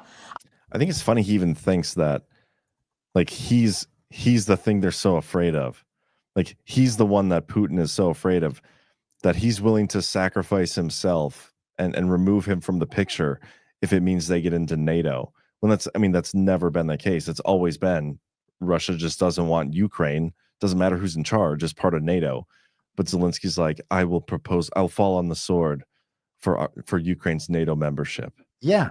And, they keep setting these impossible standards for everything. And we're going to come to that if we talk about the budget as well. But It's really funny because it just keeps failing over and over and over again because it's set up to fail and make these people look terrible in the process. But check this out. And by the way, Trump's reaction to the Odessa thing is super interesting. Would you be willing to visit Ukraine, maybe Kyiv or Odessa, which is going to be a 30-year-old Black Sea? It was my question. I'm sorry. I don't want to talk about Odessa now. Let's not talk about Odessa. I want to talk about making a deal, getting peace. We don't have to talk about Odessa, but a lot of cities have been destroyed. A lot of cities that are not recognizable. There's not a building standing. No. And a lot of You have to come, things have Mr. to President. You have to come and to look. No. We have very good cities. Yes, a lot of things have been destroyed, but mostly cities alive and people work and children go to school. Sometimes it's very difficult. Sometimes closer to front line, children have to go to underground schools or online, but we live. Ukraine is fighting and Ukraine lives. This is very important. And maybe it's Putin is sharing this information that he destroyed us. No, he lost 700,000 people, 700,000 soldiers. He lost everything. Yes. So, Wait. So your cities aren't destroyed? Everything's fine? Everything's Yeah. normal? Yeah, he's ruining it as hard as possible for them, and it's absolutely wonderful. That is hilarious. Like, we need so much money. Give us credit. Or maybe I have that clip. Shoot, I should. Okay, please give us a credit. But they're fine. Everything's fine. City's fine. Okay, let's go back to the best clip. It should be more than just mediation. That's not enough. He told a press conference just moments ago. Your reaction is this also suggesting that there could be a change in leadership in Ukraine? Maria, I try to stay in my economics and finance lane. So this is the first that I've heard about it. But at some point, Ukrainian people, when was this clip again? This was last Sunday? Sunday. Yep. Okay. That's surprising. That's the first he's heard of it, because they were talking about that like almost the entire week prior to this Sunday that he's interviewing on. But anyway, democracy, they're going to have an election, and they will democratically elect a leader. President Zelensky has been a wartime president, and we've seen in the history of this, Winston Churchill was a fantastic wartime leader, and then the British people decided to move on after he had done great job during World War II. Secretary, I know that the Prime Minister of the UK will be at the White House Thursday, and they're going to try to make him like the most memorable wartime leader ever, aren't they? It's hilarious. It's insane. But yeah, that is an interesting clip. If they're just repurposing the Soros infrastructure there for good, whatever that means, that's notable. But yeah, I'm keeping my eyes on the election stuff, whether Zelensky stays in, and then this offer of mineral rights from Putin.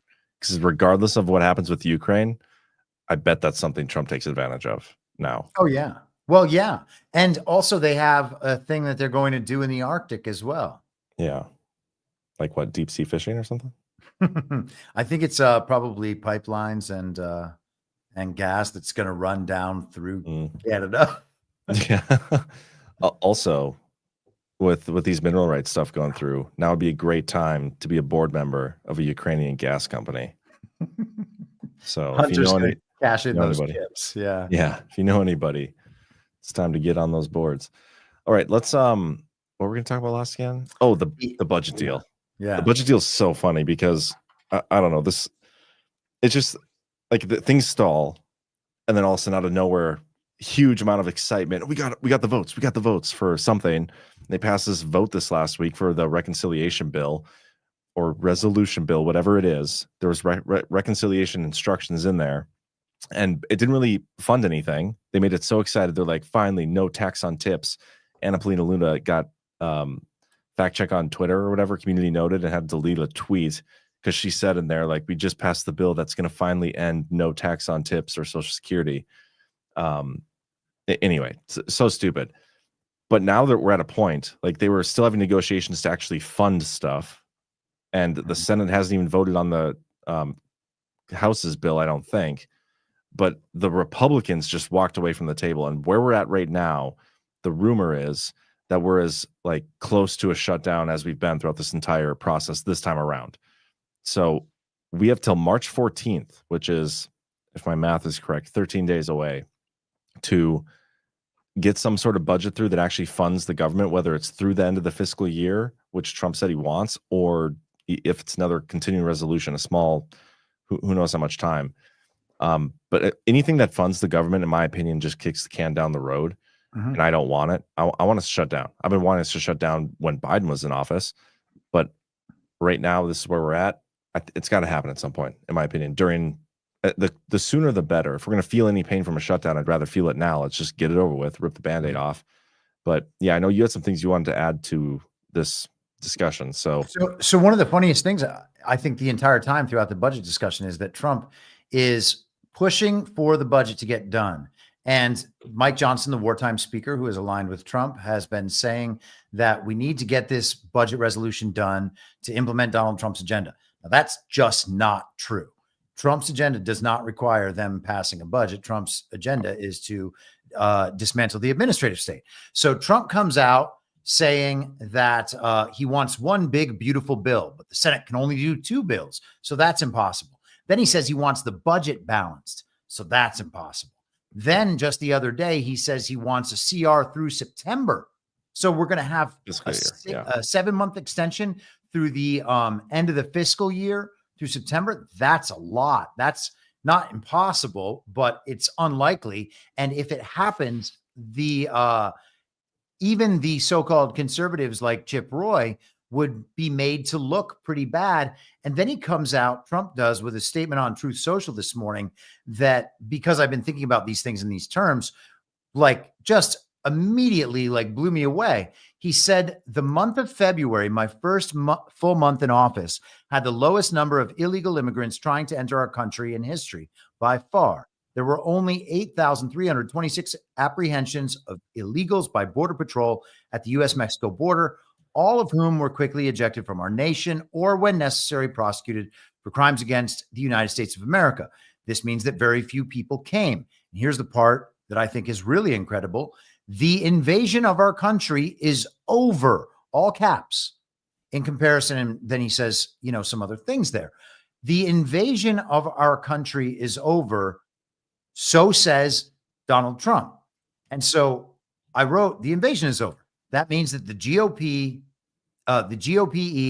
which is elite or establishment, uniparty right, neoconservative, globalist regime cuckolds can't use implementing Trump's border agenda as leverage to win MAGA hearts and minds with their preposterous budgets. He's made their task impossible. The Congress and Senate are illegitimate. Taxation is theft. The money is fake, and it's created from nothing by the people at war with us right now. That's a great point. They've been using the immigration thing, the border thing, to try to get this budget passed for over a year. And this is what we were, we can kind of come back around full circle to what we were talking about at the beginning. They tried to pass what they call a bipartisan compromise. I call a unipartisan compromise. Every time they say bipartisan, I replace it with unipartisan so that it actually has the proper meaning. And it was all these things that both sides wanted. And what it would do was build up the technology at the border, which is a test run for the, countrywide security state, the technological security state that they're trying to put in place. And when that didn't pass, they blamed it on Donald Trump.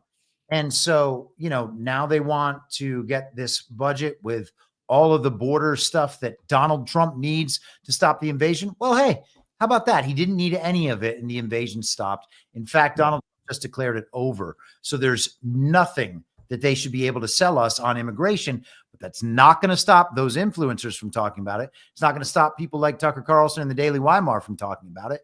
And at some point, people might wonder, hey, why are all these people who are our allies pitching the uniparty's messaging rather than Donald Trump's? Because Donald Trump says the invasion's over.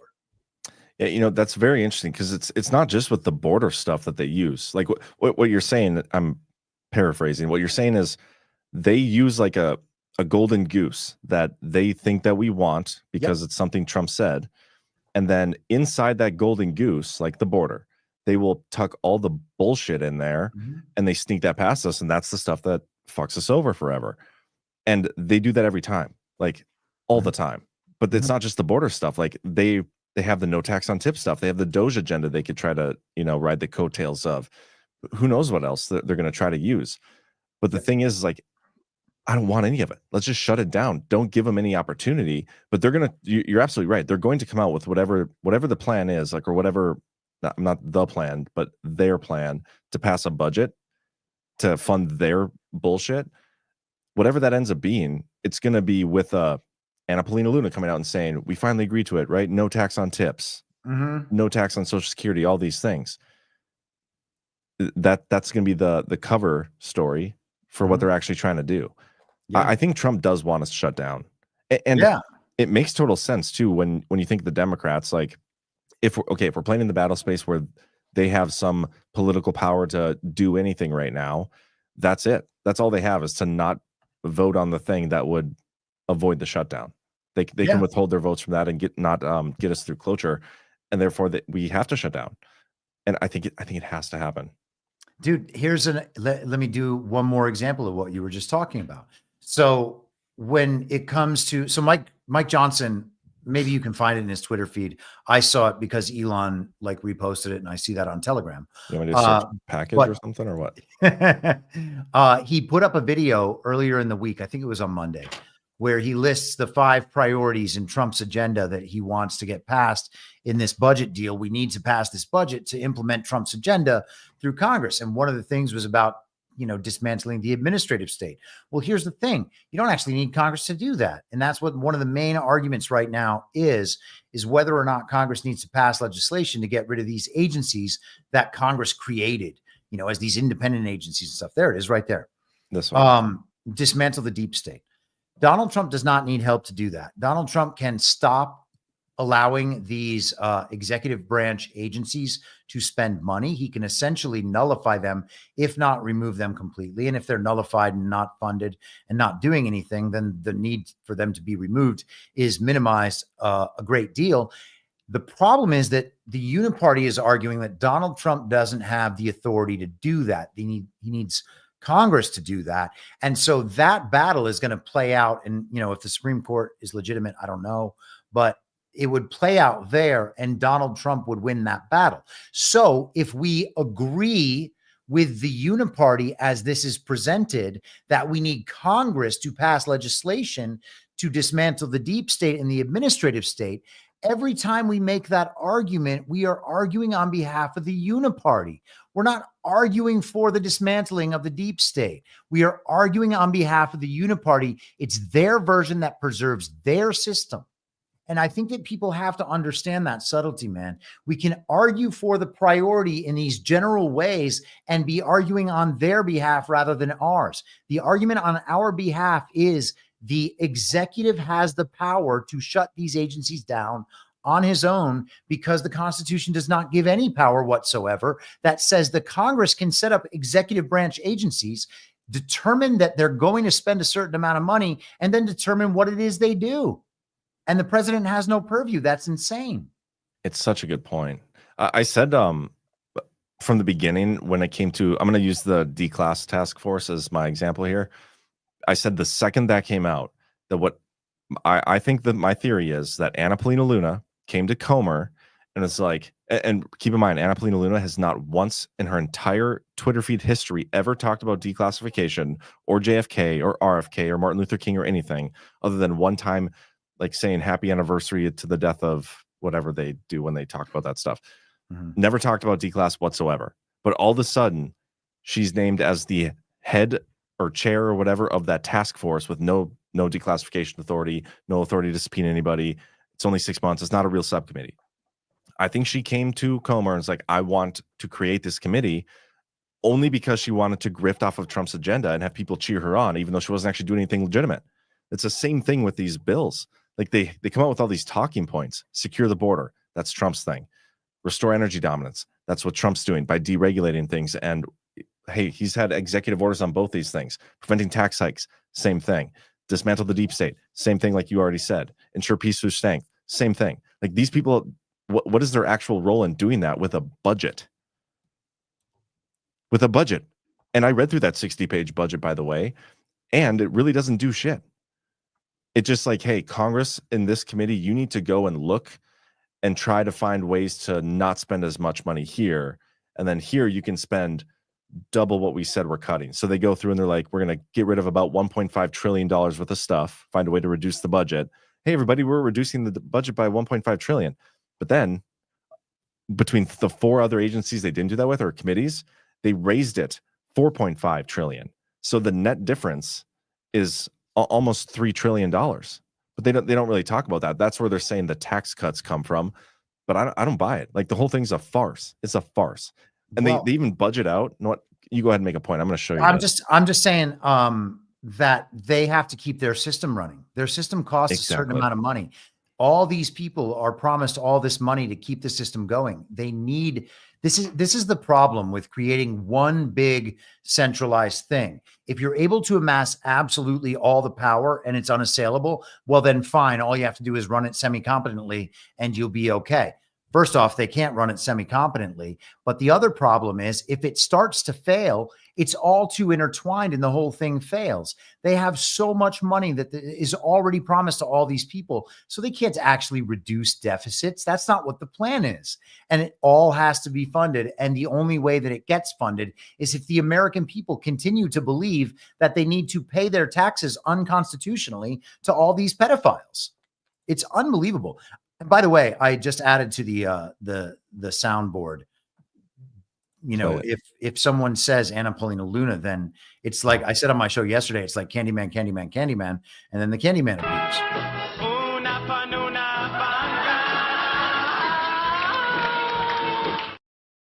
You can't unsee it after you see that. Because now literally every time I see her on Twitter, that's what comes to mind. Yep.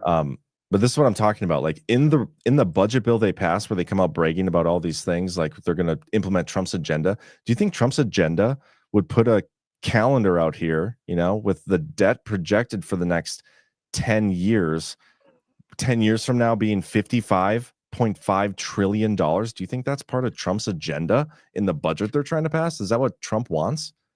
I can't imagine that. This is directly from the budget they voted on and passed, and every single Con Inc. influencer, like we're talking about, was cheering it on as this is what's going to get us away from no tax on tips. Because they got the messaging to cheer it on, and we could, if the voices were amplified who know that all this is bullshit, then this could be knocked down pretty easily. But the voices instead are suppressed, they are censored, while these ones are promoted. And the longer we continue to just believe whatever these people say because we think that they're on our side, and then support them and defend them and grovel before them, like it's never going to end like that. I don't know why people think that there's just some amount of time and then it'll work. And you know, the other grovel, the long-term grovel, is the JD Vance grovel, where they're like, oh, we're going to get 8 years of JD Vance after this. Okay, well, you better be damn certain that JD Vance is on the right team, and that the agenda that the people who support JD Vance and pushed him into this position are on the right team, because otherwise it sounds a whole lot like you are just having him lead us into the Great Reset rather than Gavin Newsom or somebody. You're absolutely right. And even if these people aren't getting orders, like necessarily, some of them definitely probably are like, hey, cheer this stuff on. The fact that they're cheering it on and we're cheering them cheer it on. Like, do you understand that? Like, these people are cheering this stuff on and we're cheering the cheering. It's even worse. It's like a cheering level removed.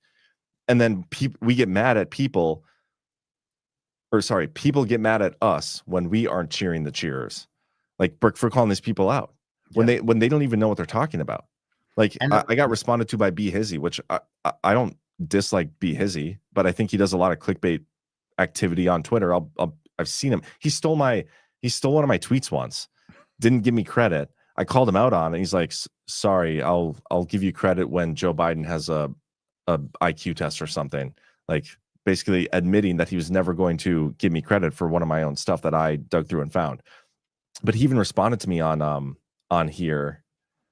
Let me share my screen. When I posted this, he comes into my replies like, this is just how reconciliation process works. And I was like, I understand. What kind of explanation is that? And then I tell him, I was like, I understand how it works. My point is that it doesn't actually include the no tax on tips or overtime or Social Security, as many people, including you, were claiming, calling him out because he's the one. Like, look at this, cheering it on. Which will include 4.5 trillion in tax cuts, such as no tax on tips, overtime, whatever. We have the votes, like cheering it on. Like, it's, but then I got people who got upset at me for calling them out for that. Like, why would you have to call them out for that? They're lying, straight up lying. Anyway. There were people out there with, kind of mid-sized truther accounts, people who are relatively prominent, who immediately went to defending all of the based and red-pilled influencers who made themselves look like fools. And the reason they were doing that was because they knew that the massive accounts would then retweet their groveling explanation and defenses of them. Oh, if DC Drano did that with War Clandestine. There you go. Yep. So you can go ahead, finish your point. Actually, no, but that's it. But that's why these posts are being made. It's like, well, you know what's going to get me 100,000 retweets or whatever it is. I don't know what the numbers are that people think are good now. Defending those people when no one else is doing it. And if you write it very long and very eloquent seeming, because none of these people can write, and very emotional, well, then it's going to get put out there by Drano, and Liz Wheeler will retweet it, and Mike Cernovich will retweet it. And maybe I'll even get a Libs of TikTok retweet. And maybe Tucker will invite me on. So remember, this is gay. It is very gay. Very gay. Actually, I'll show you exactly how gay it is in a second. This is War Clandestine. Like, everybody's freaking out at these people right now. Like, the momentum is against all of the people that were in that picture holding up the Bondi binders. Everybody's upset. And he comes out with, like, I guess I'm living on a different planet. I'm super pumped right now. All these things, whatever. Dick sucking. And then DC Drano is like, okay, yeah, I'm obviously going to highlight that post because this is the one person that's not like holding my feet to the flames. But there was a whistleblower who came out and disclosed what these people had to do to get access to these files. I don't know if you saw it.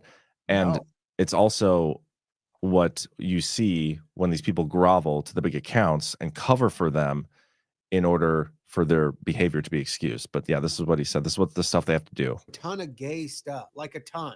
It's so much, it's crazy. There's a whole lot of fucking random dudes just with tons of guys just getting banged out. I cannot express to you enough how much depraved gay stuff, so much gay shit, and fucking sucking, fucking their friend, getting while they watch, getting cucked. It's honestly crazy how much gay stuff. And by the way, warning for everybody, I hate the people on Twitter that use like breaking news or the sirens. So if you ever see me do either of those things, the post is a joke. It's in jest. I'm making I'm making fun of them because that's what this was. It wasn't an actual whistleblower, obviously. So anyway, yeah, man. What were we talking about? The budget. Yeah. I guess we can probably like even start wrapping it up. But where we're at is they can't come to an agreement. GOP walked away, and it's going to become a blame game. And I think that's what I'm most excited to watch is who's everybody going to blame for not passing a budget? How are we going to support Ukraine in their efforts without a budget? Like, how are we going to do all these things without a budget? What is Trump going to say without a budget or a shutdown government? What are we going to do? I can't wait to see the blame game. And so then think about the media operation that would come. So if there's a government shutdown and the Republicans have been pushing hard to get this budget passed, we got this resolution, blah, blah, blah. And Trump had been like not supportive and just like shut it down. Well, then the TV blames Donald Trump. Just like yesterday in the Oval Office, if JD Vance hadn't been there for that meeting, Donald Trump would have been totally blamed, and Con Inc. would have been blaming him for it as well. But because JD Vance is there, Con Inc. can't do that because they have to protect JD. JD Vance is like a human condom. He's there to protect Donald Trump from the same disease that was infecting Trump administration number one, which is that the controlled opposition uniparty right was constantly able to go after Donald Trump and say that he was doing everything wrong and everything bad. But now JD's right there next to him, and it's like, oh, this guy's doing it bad, and they're not going to go there. And so when the budget thing happens, Trump's supporting it, and he's making it impossible at the same time. Look, I'm totally in support of this budget. Let's take it to September. You guys just want to do a CR till June? No, let's do it all the way through September. That's how much you want it? Wonderful. Let's just be sure that we balance the budget, make it one beautiful bill, all these other raise standards. the debt ceiling. Yep. And so then when and if it shuts down, they can't blame Trump for it because Trump's promoting it the whole time.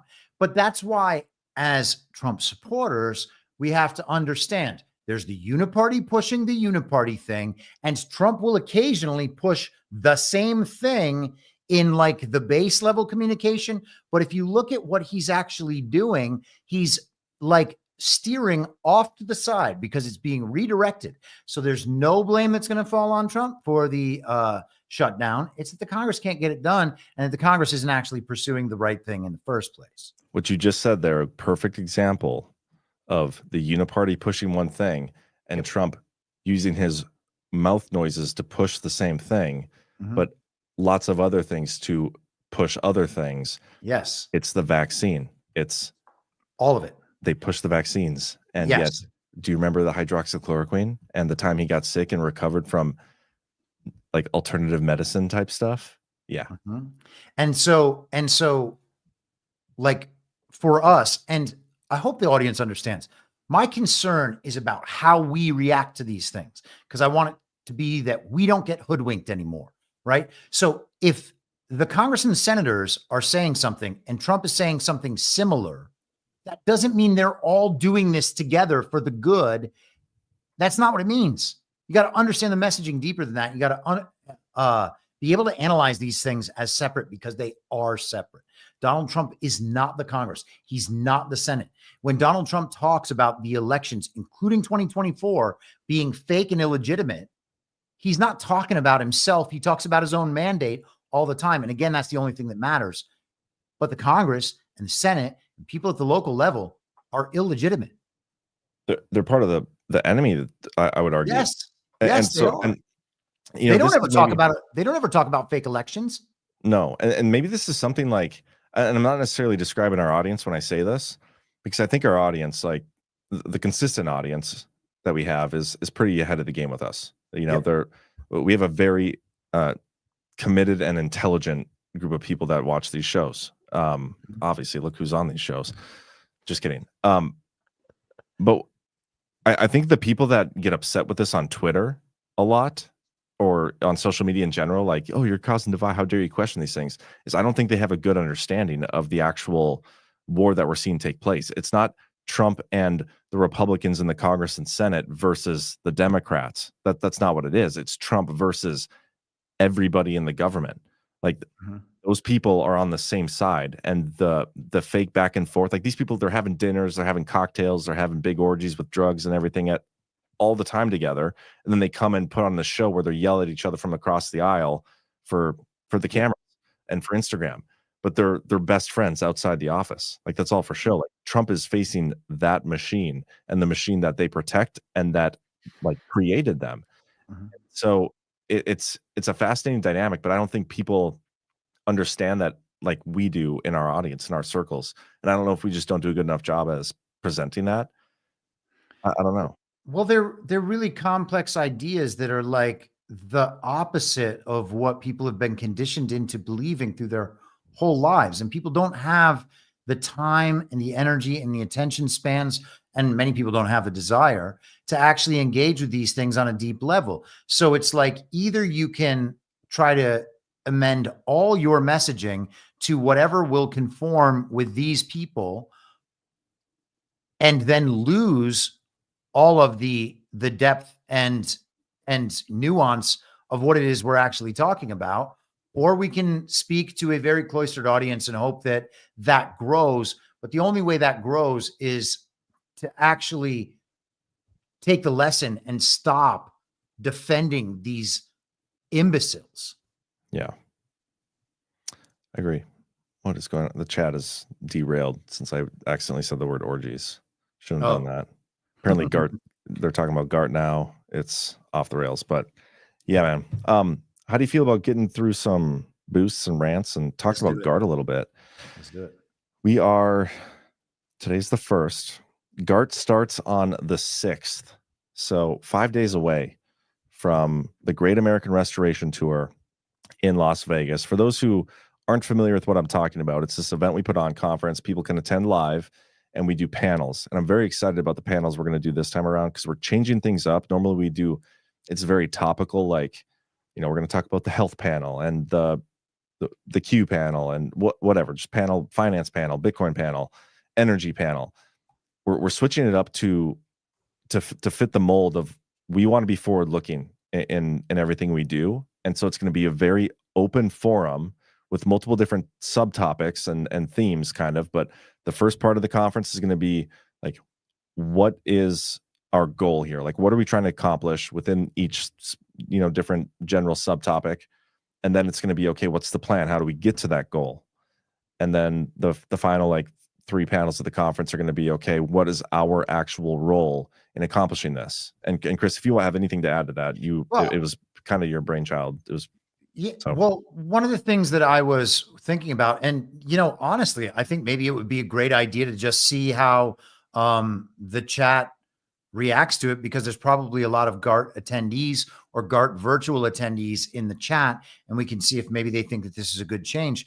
But one thing that I was realizing as I thought about like this GART is that there are contributors in Badlands whose like long view goals on what American politics is going to be, or geopolitics, or what they think of, like Jordan's got his lane with the Maha stuff and the health oriented stuff. There's people that are more focused on spirituality, like Brian is very hard down the path of elections. And so, the range of contributors, we have so many different ideas, and I don't know what a lot of the contributors think about. Like, what do they see as being the goal of all this? What are we working toward? What's the plan to get there? What is the American people's role in getting there? I might talk about taking everything back to the original Constitution, or maybe even before that, and decentralizing power back to the states, maybe removing the federal government, whatever it is, right? So those are my goals. And then how do we get there? And then what's the people's role in that? So I would be presenting on that, whereas somebody might have an entirely different idea. G-Money wants to talk about how we have a world where, Peter Thiel lives at the top of a tower made out of rainbow light and gets to shoot lasers at, savages fashioning weapons out of sticks. And like, maybe that's what he sees as the future in these little individual kind of city states. I don't know. But yeah. So I thought it would be an opportunity that like, maybe we could find a way to bring the individual viewpoints of the contributors out in kind of a more free-form way, rather than something that is more topic oriented. And so yeah, I don't know, if think people in the chat like that, maybe that's the route we go. Yeah, it sounds like people are on board, and it's going to be kind of a learning experience for us too, because it is we're going to still do the same number of panels, but it's just going to be a little different. And I think it's going to be really good though, because it makes the virtual ticket even more valuable, in my opinion, because we're going to try to make it even more so like collaborative. Like we don't want just us to be involved in this discussion. We want it to actually be discussion with our audience, and we do a pretty good job, I think, of getting the audience involved to an extent. But I think this is going to be an even better version of that. And then also on top of that, we're doing our live DPH on Saturday from the stage, so we'll still have the Devolution show going on, and some behind the scenes stuff, including Zach's wedding and wedding party. I guess the wedding won't be live streamed, but the party will be. So that should be a good old time. Still got to write my, not vows. I don't do the vows. Whatever. I got to write my reverend stuff. So got a lot of work to do. Yeah. One last thing to say about that. General Quast at a couple of these GART events has talked about how he kind of sees the thing as kind of this, collective brainstorm. We get in there and we get the feedback from the audience, and we kind of work through some of these ideas. And I thought maybe we could kind of flesh that out a little more, so that, we have an idea where we're going. Like, when I'm thinking about issues, everything I read, I compare to like what I think is ultimately happening here. And it gives me some standard to see whether or not the actions I'm observing are progressing in the direction of that thing or not. And it gives you, it's not like an objective standard, like biblical morality or anything, but it's at least some steady standard to compare other things to judge them by. And I Yeah. think it's important to have those kind of things. Yeah, awesome. I totally agree with you. Quast will be there. It'll be a good conference. So anyway, we do have single tickets still available. If you happen to be in the Vegas area, feel free to come. Would love to meet you guys in person. It's going to be a great time. But if you can't make it in person, you can still enjoy it from your couch. Go to badlandsmedia.tv/events, click on virtual tickets. You'll be able to watch live or replay. And if you are watching live, this ticket will give you access to a Telegram chat. And that chat will be open and active until our next conference in May, which is when we do the next one and next Telegram group. So while that the conference is going on live, we'll be scanning through the Telegram chat and asking for questions or feedback, and we read those throughout the conference. So you'll get to participate. But everybody's favorite part of the virtual ticket is the Telegram group and the friends you make. And from there, you can spin off into local groups because we have local Badlands meetups that go on. I think there was one today down in Southern California, but all over the place. And so you'll find your like-minded people and future friends in these Telegram groups as well. So badlandsmedia.tv/events, get your virtual ticket. This is this week. So get on it. If you're missing our content throughout the end of next week, it's because we're at GARD. So a couple boosts. We have the Anti-Karen says for $10, thank you for being thought-provoking. This is the challenge we need and are up for. Thank you very much. $10 from the Meerkat. Before the full Epstein release, maybe Cash and Bondi could send a message to everyone named, giving them 2 days to turn themselves in for protective custody before their names are made public, because after that, they can't walk down the street. Yeah. I don't know. I mean, that's probably one of the more interesting things I'm looking forward to seeing is if there actually is more arrests, because it's awesome if they give us new information and we see all these names and stuff, but if they don't do anything about it, what does that mean? Yeah. I mean, the information without the accountability is actually worse than accountability without the information. And one thing to warn about with the accountability, man, if you go back and you think about the Nuremberg trials, we always think, oh, the Nuremberg trials, because they ended in executions. Well, you know what? They missed like 99.9% of the people that actually deserved that punishment. So was that a limited hangout? Yes. Was that a hoodwinking? Yes. Are we going to be satisfied for that? The problem is if all the normies we're waking up are going to be totally satisfied with that. And if we are satisfied as well, then we have missed the opportunity. Yeah. But man, if they would have got everybody at Nuremberg, we probably never would have been able to make it to space and win the space race. So I just want you to keep that in mind. By the way, hit that thumbs up, everybody, before you go. We greatly appreciate it. Whether you're on TV or whatever, get your account on Rumble. Go to Rumble, wait, don't get your account yet. Wait till next week. I was supposed to have a call with them Friday about our premium thing. It's next week. So maybe just wait a couple days. But anyway, regardless, hit that thumbs up. Lionheart7777 for $50. Evening, guys. I'm having so much fun with the show. This revealing phase is so much different than I imagined. I had the chance to teach my wife a bit more about what's happening when she asked about the Zelensky clown show. Luke 8:17, God bless AOG.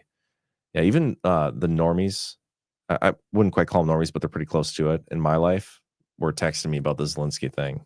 They couldn't believe it. They thought it was hilarious and good, so.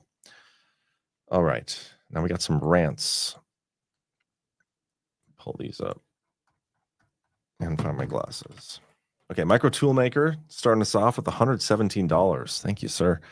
Where we go one, we go all. Coming in clutch again as usual. Banish the shadow to all my fellow Canadians booing the U.S. national anthem. Here is 2 middle fingers for you. Very good. Keith O'Higgins, I'm a very, very patient person. I can wait for a final Epstein Files publication. I heard the back of it will contain former Obama's chef's recipes for surf and turf. And of course, a Mossad word search.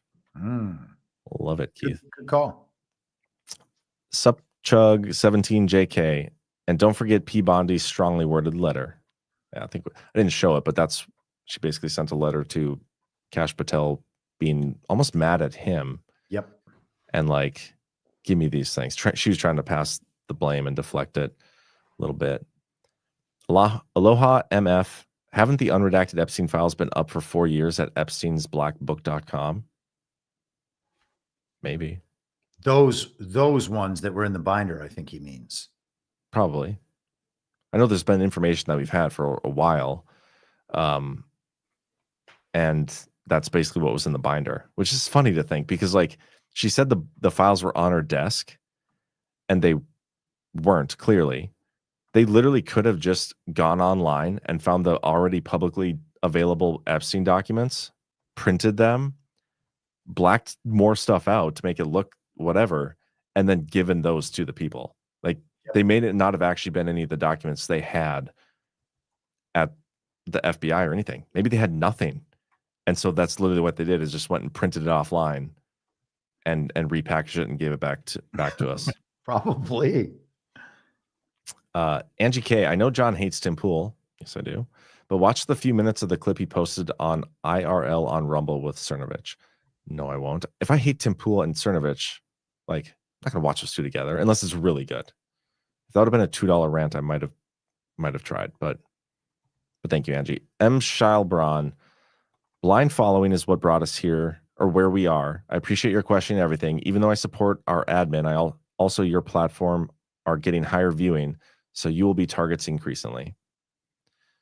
You've already thrown so much shit at us when we don't have high viewing. I don't want to know what they throw at us with higher viewing.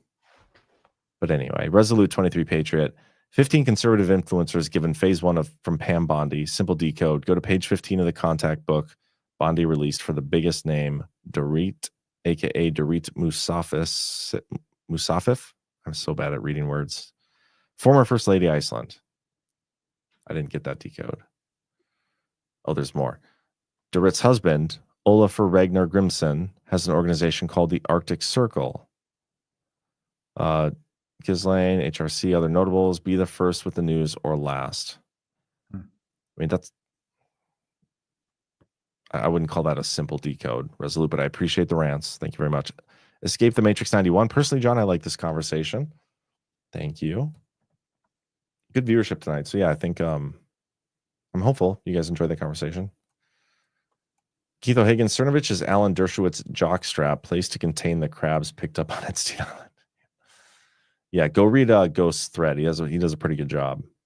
When you couple that with his like actual Twitter behavior related to Trump over the past like 4 years, it's not a good dude. Old School 69, the whole system needs to be taken down, but few seem to have the courage to carry it out, which means Trump needs 8 years to fully carry it out, as the next 4 years seem like a repeat of expose and disclose. I don't know, these 4 years feel a lot different than, I wouldn't call it a repeat. We're much further along on the timeline this time around. And he's doing a lot of things differently than the first time around. And he doesn't have the Russia collusion stuff hanging over his head yet. I wouldn't be surprised if we see something attempted. Keith O'Higgins, maybe Charles is hoping the UK can be the 52nd state before Greenland and Panama. Maybe. Angie Cave, Z would not have crossed his arms and been so stoned on coke and interrupting everyone. All would have been okay. Maybe. But he was told to do that by Suzanne Rice and Vindman and others. Oh, we never played that Rahm Emanuel clip. Yeah. We'll do some other time.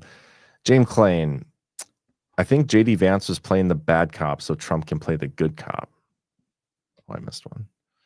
I don't know if I buy that. I feel like Trump was just being Trump and Vance was trying to interject a lot. But maybe Vance was the one that was tasked with provoking the altercation. Could be. If so, he did it. Yep. The whole thing was funny.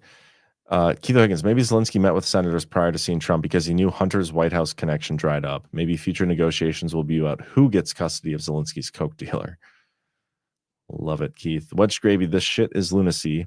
Zelensky is literally threatening us with war. It is pretty nuts. Old School 69, it seems strangely relevant. We could be currently between the armies of the march and terrain from the art of war in comparison to what's going on in this narrative war against the global control. We could be currently between the armies on the march and terrain from the art of war. Interesting. I haven't read the art of war in about 15 years, so I don't remember that. It's been about 4 years for me. I have an idea what he's talking about, but I don't want to say anything in case I'm wrong and come off as an idiot. So try to prevent that from happening as often as possible. 1027 JS, good combo. Thank you, Joe. Appreciate the support. Keith O'Higgins, hey Chris, wouldn't hoodwinking be easier with camel toe hairs? Depends on who's getting hoodwinked, I guess. That's a good point. What's your gravy? How much money do you think the deep state has in their network? How long will it last? I mean, technically, if you print the money and control the money printer, unlimited in a sense. Oh, yeah. Yeah. I mean, but also if everyone realizes that and begins to opt out of that system, then we go a different direction. Yeah. Hopefully the government shuts down and Trump reopens the government with a new funding mechanism altogether. That'd be even better. Blue 7i, looking forward to Vegas. I am too. Cannot wait. Keith O'Higgins, hey Chris, if there's a fire at Daily Weimar headquarters, could they spin it as a Jewish grease fire? I don't know.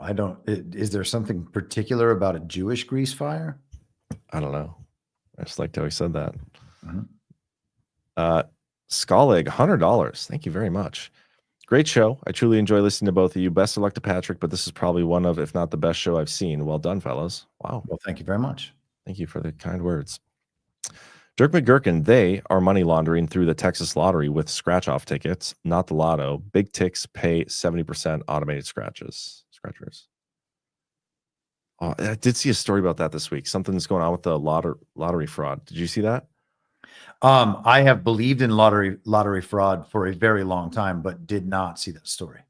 Yeah, I'm gonna have to look it up. I saw it on Twitter. I didn't click on it, but there was something about the Texas lottery being very fraudulent. The story about Texas lotto fraud is probably a red herring to get them to not focus on the scratch-offs. Maybe. I'll look into it, Dirk. Thank you for reminding me. Maybe sending me a DM on Twitter to make sure I double remind me. Wedge Gravy, that's my biggest concern. This doesn't work and we end up in a technocratic hell. Agree, Chris, regarding Van's statement. And just to be clear, I do think that this is going to work, but it's the people getting behind Trump, not the people deciding that everything is about getting Republicans elected forever and then figuring out who we need to grovel for and just excuse their lying, excuse their incompetence and everything else. Like if the power is being handed back to we, the people, we can't just go and hand the power back to the cast of Fox News. And it seems like people want to do that. Absolutely right. Hold on. I got to count something here. Actually, I'll wait. Actually, I'll do it now. Okay. I got it. Got what I needed. I'll keep reading here. Gallant 1. It seems lately the intelligence level of the show goes up exponentially from week to week. Good job, guys. Great show tonight. Thank you. Thank you. Resolute 23 Patriot. Emotions cloud judgment. Bondi's use of the 15 influencers. They're merely props to look at page 15 of the contact list. This is hilarious. Dort, learn, enjoy the show. Okay, well, since you're being so condescending, I just wanted to prove you wrong here. This is the table of the influencers that were at this meeting. I'm going to count it out. There's 1, 2, 3, 4, 5, 6, 7, 8, 9, 10, 11, 12, 13, 14, 15, 16, and an open seat, maybe even 17. So you're not even on the right page, Resolute 23. Apologies, but this is funny and this is hilarious. I mean, also, like, so that name is on that page in the book. Was that name also released years ago? Like, maybe. The whole op was to get everybody to see that name by knowing that you had to go to page 15. Well, it's not even page 15 because you can't. This is what's wrong with like the decode stuff. Like you're being very condescending about this. I mean, you're very generous as well. I appreciate the support, but like you're going to be condescending about it and you're not even counting the right number of influencers, which totally blows up the thing you're being condescending about. Which maybe if anything, like if you not been condescending in this one, I wouldn't have even went and counted. But I was like, I'm going to make sure he's actually even right about that number of people. Yeah. Well, the other thing is like, okay, maybe you're right. Right? I don't have any problem saying maybe you're right. I don't know that you're not right, but you don't know that you're definitely right. you know, and we can, I hope, agree on that. And if we can't agree on that, I mean, come on. Like there's a decode guidebook that has all the answers at the end and you have access to that book. Like I can accept that maybe he's right about that there being something to decode and something there, but that like the probability of him being right is just as good as the probability of ours being right at just from And like also, a we weren't even objective addressing standpoint. like we No. were addressing a particular aspect of the issue. And I'm not saying that's not worth looking into. It Yeah. might be independently worth looking into. But you know, I had this conversation with CanCon on Daily one day. We were Oh, I bet talking that was about fun. we were talking about how people go down certain like rabbit holes, which is all good. Explore whatever you want. But if you dig on any issue, you're going to start finding these little sub issues. And then you dig on one of those and you'll find more. And then you'll dig on those and you'll find more. And eventually you're going to get to something that's really, really interesting and adds a new wrinkle. But you can also do that if you just type 6 random words into a search engine and start choosing rabbit holes to go down.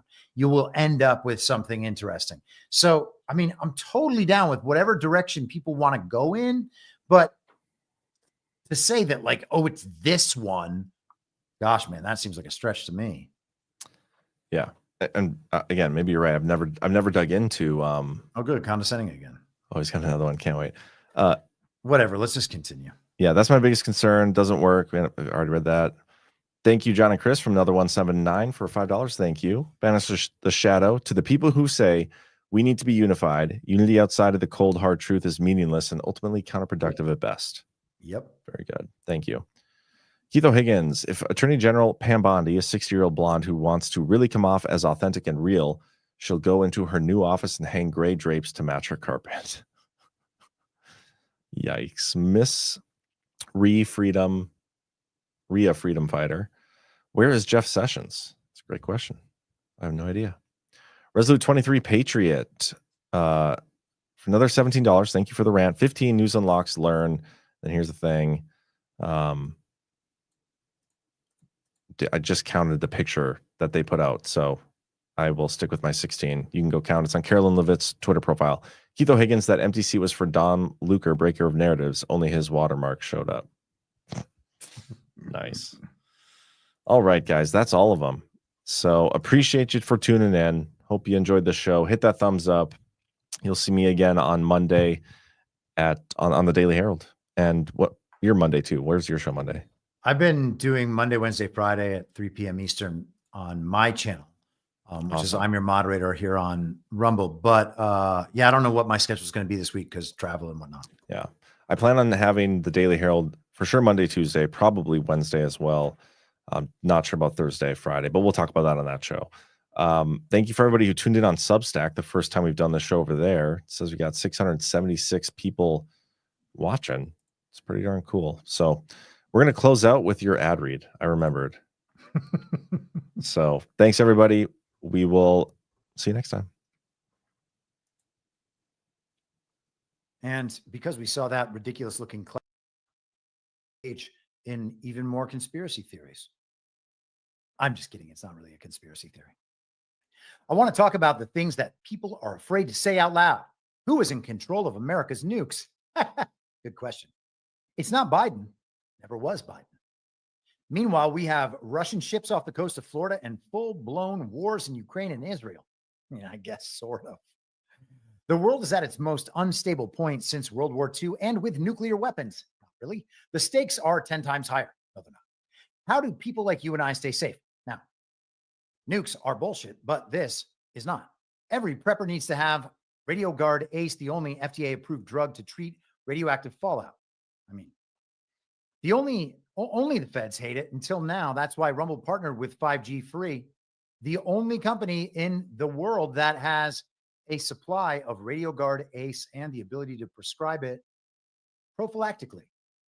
Get their radiation emergency kit with RadioGuard Ace, potassium iodide, Zofran, and a Geiger counter.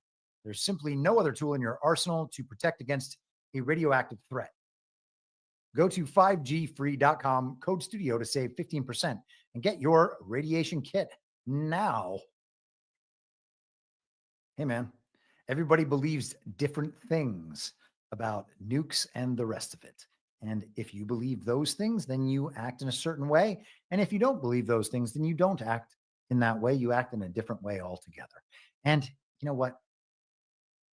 Everybody's just got to make those decisions for themselves.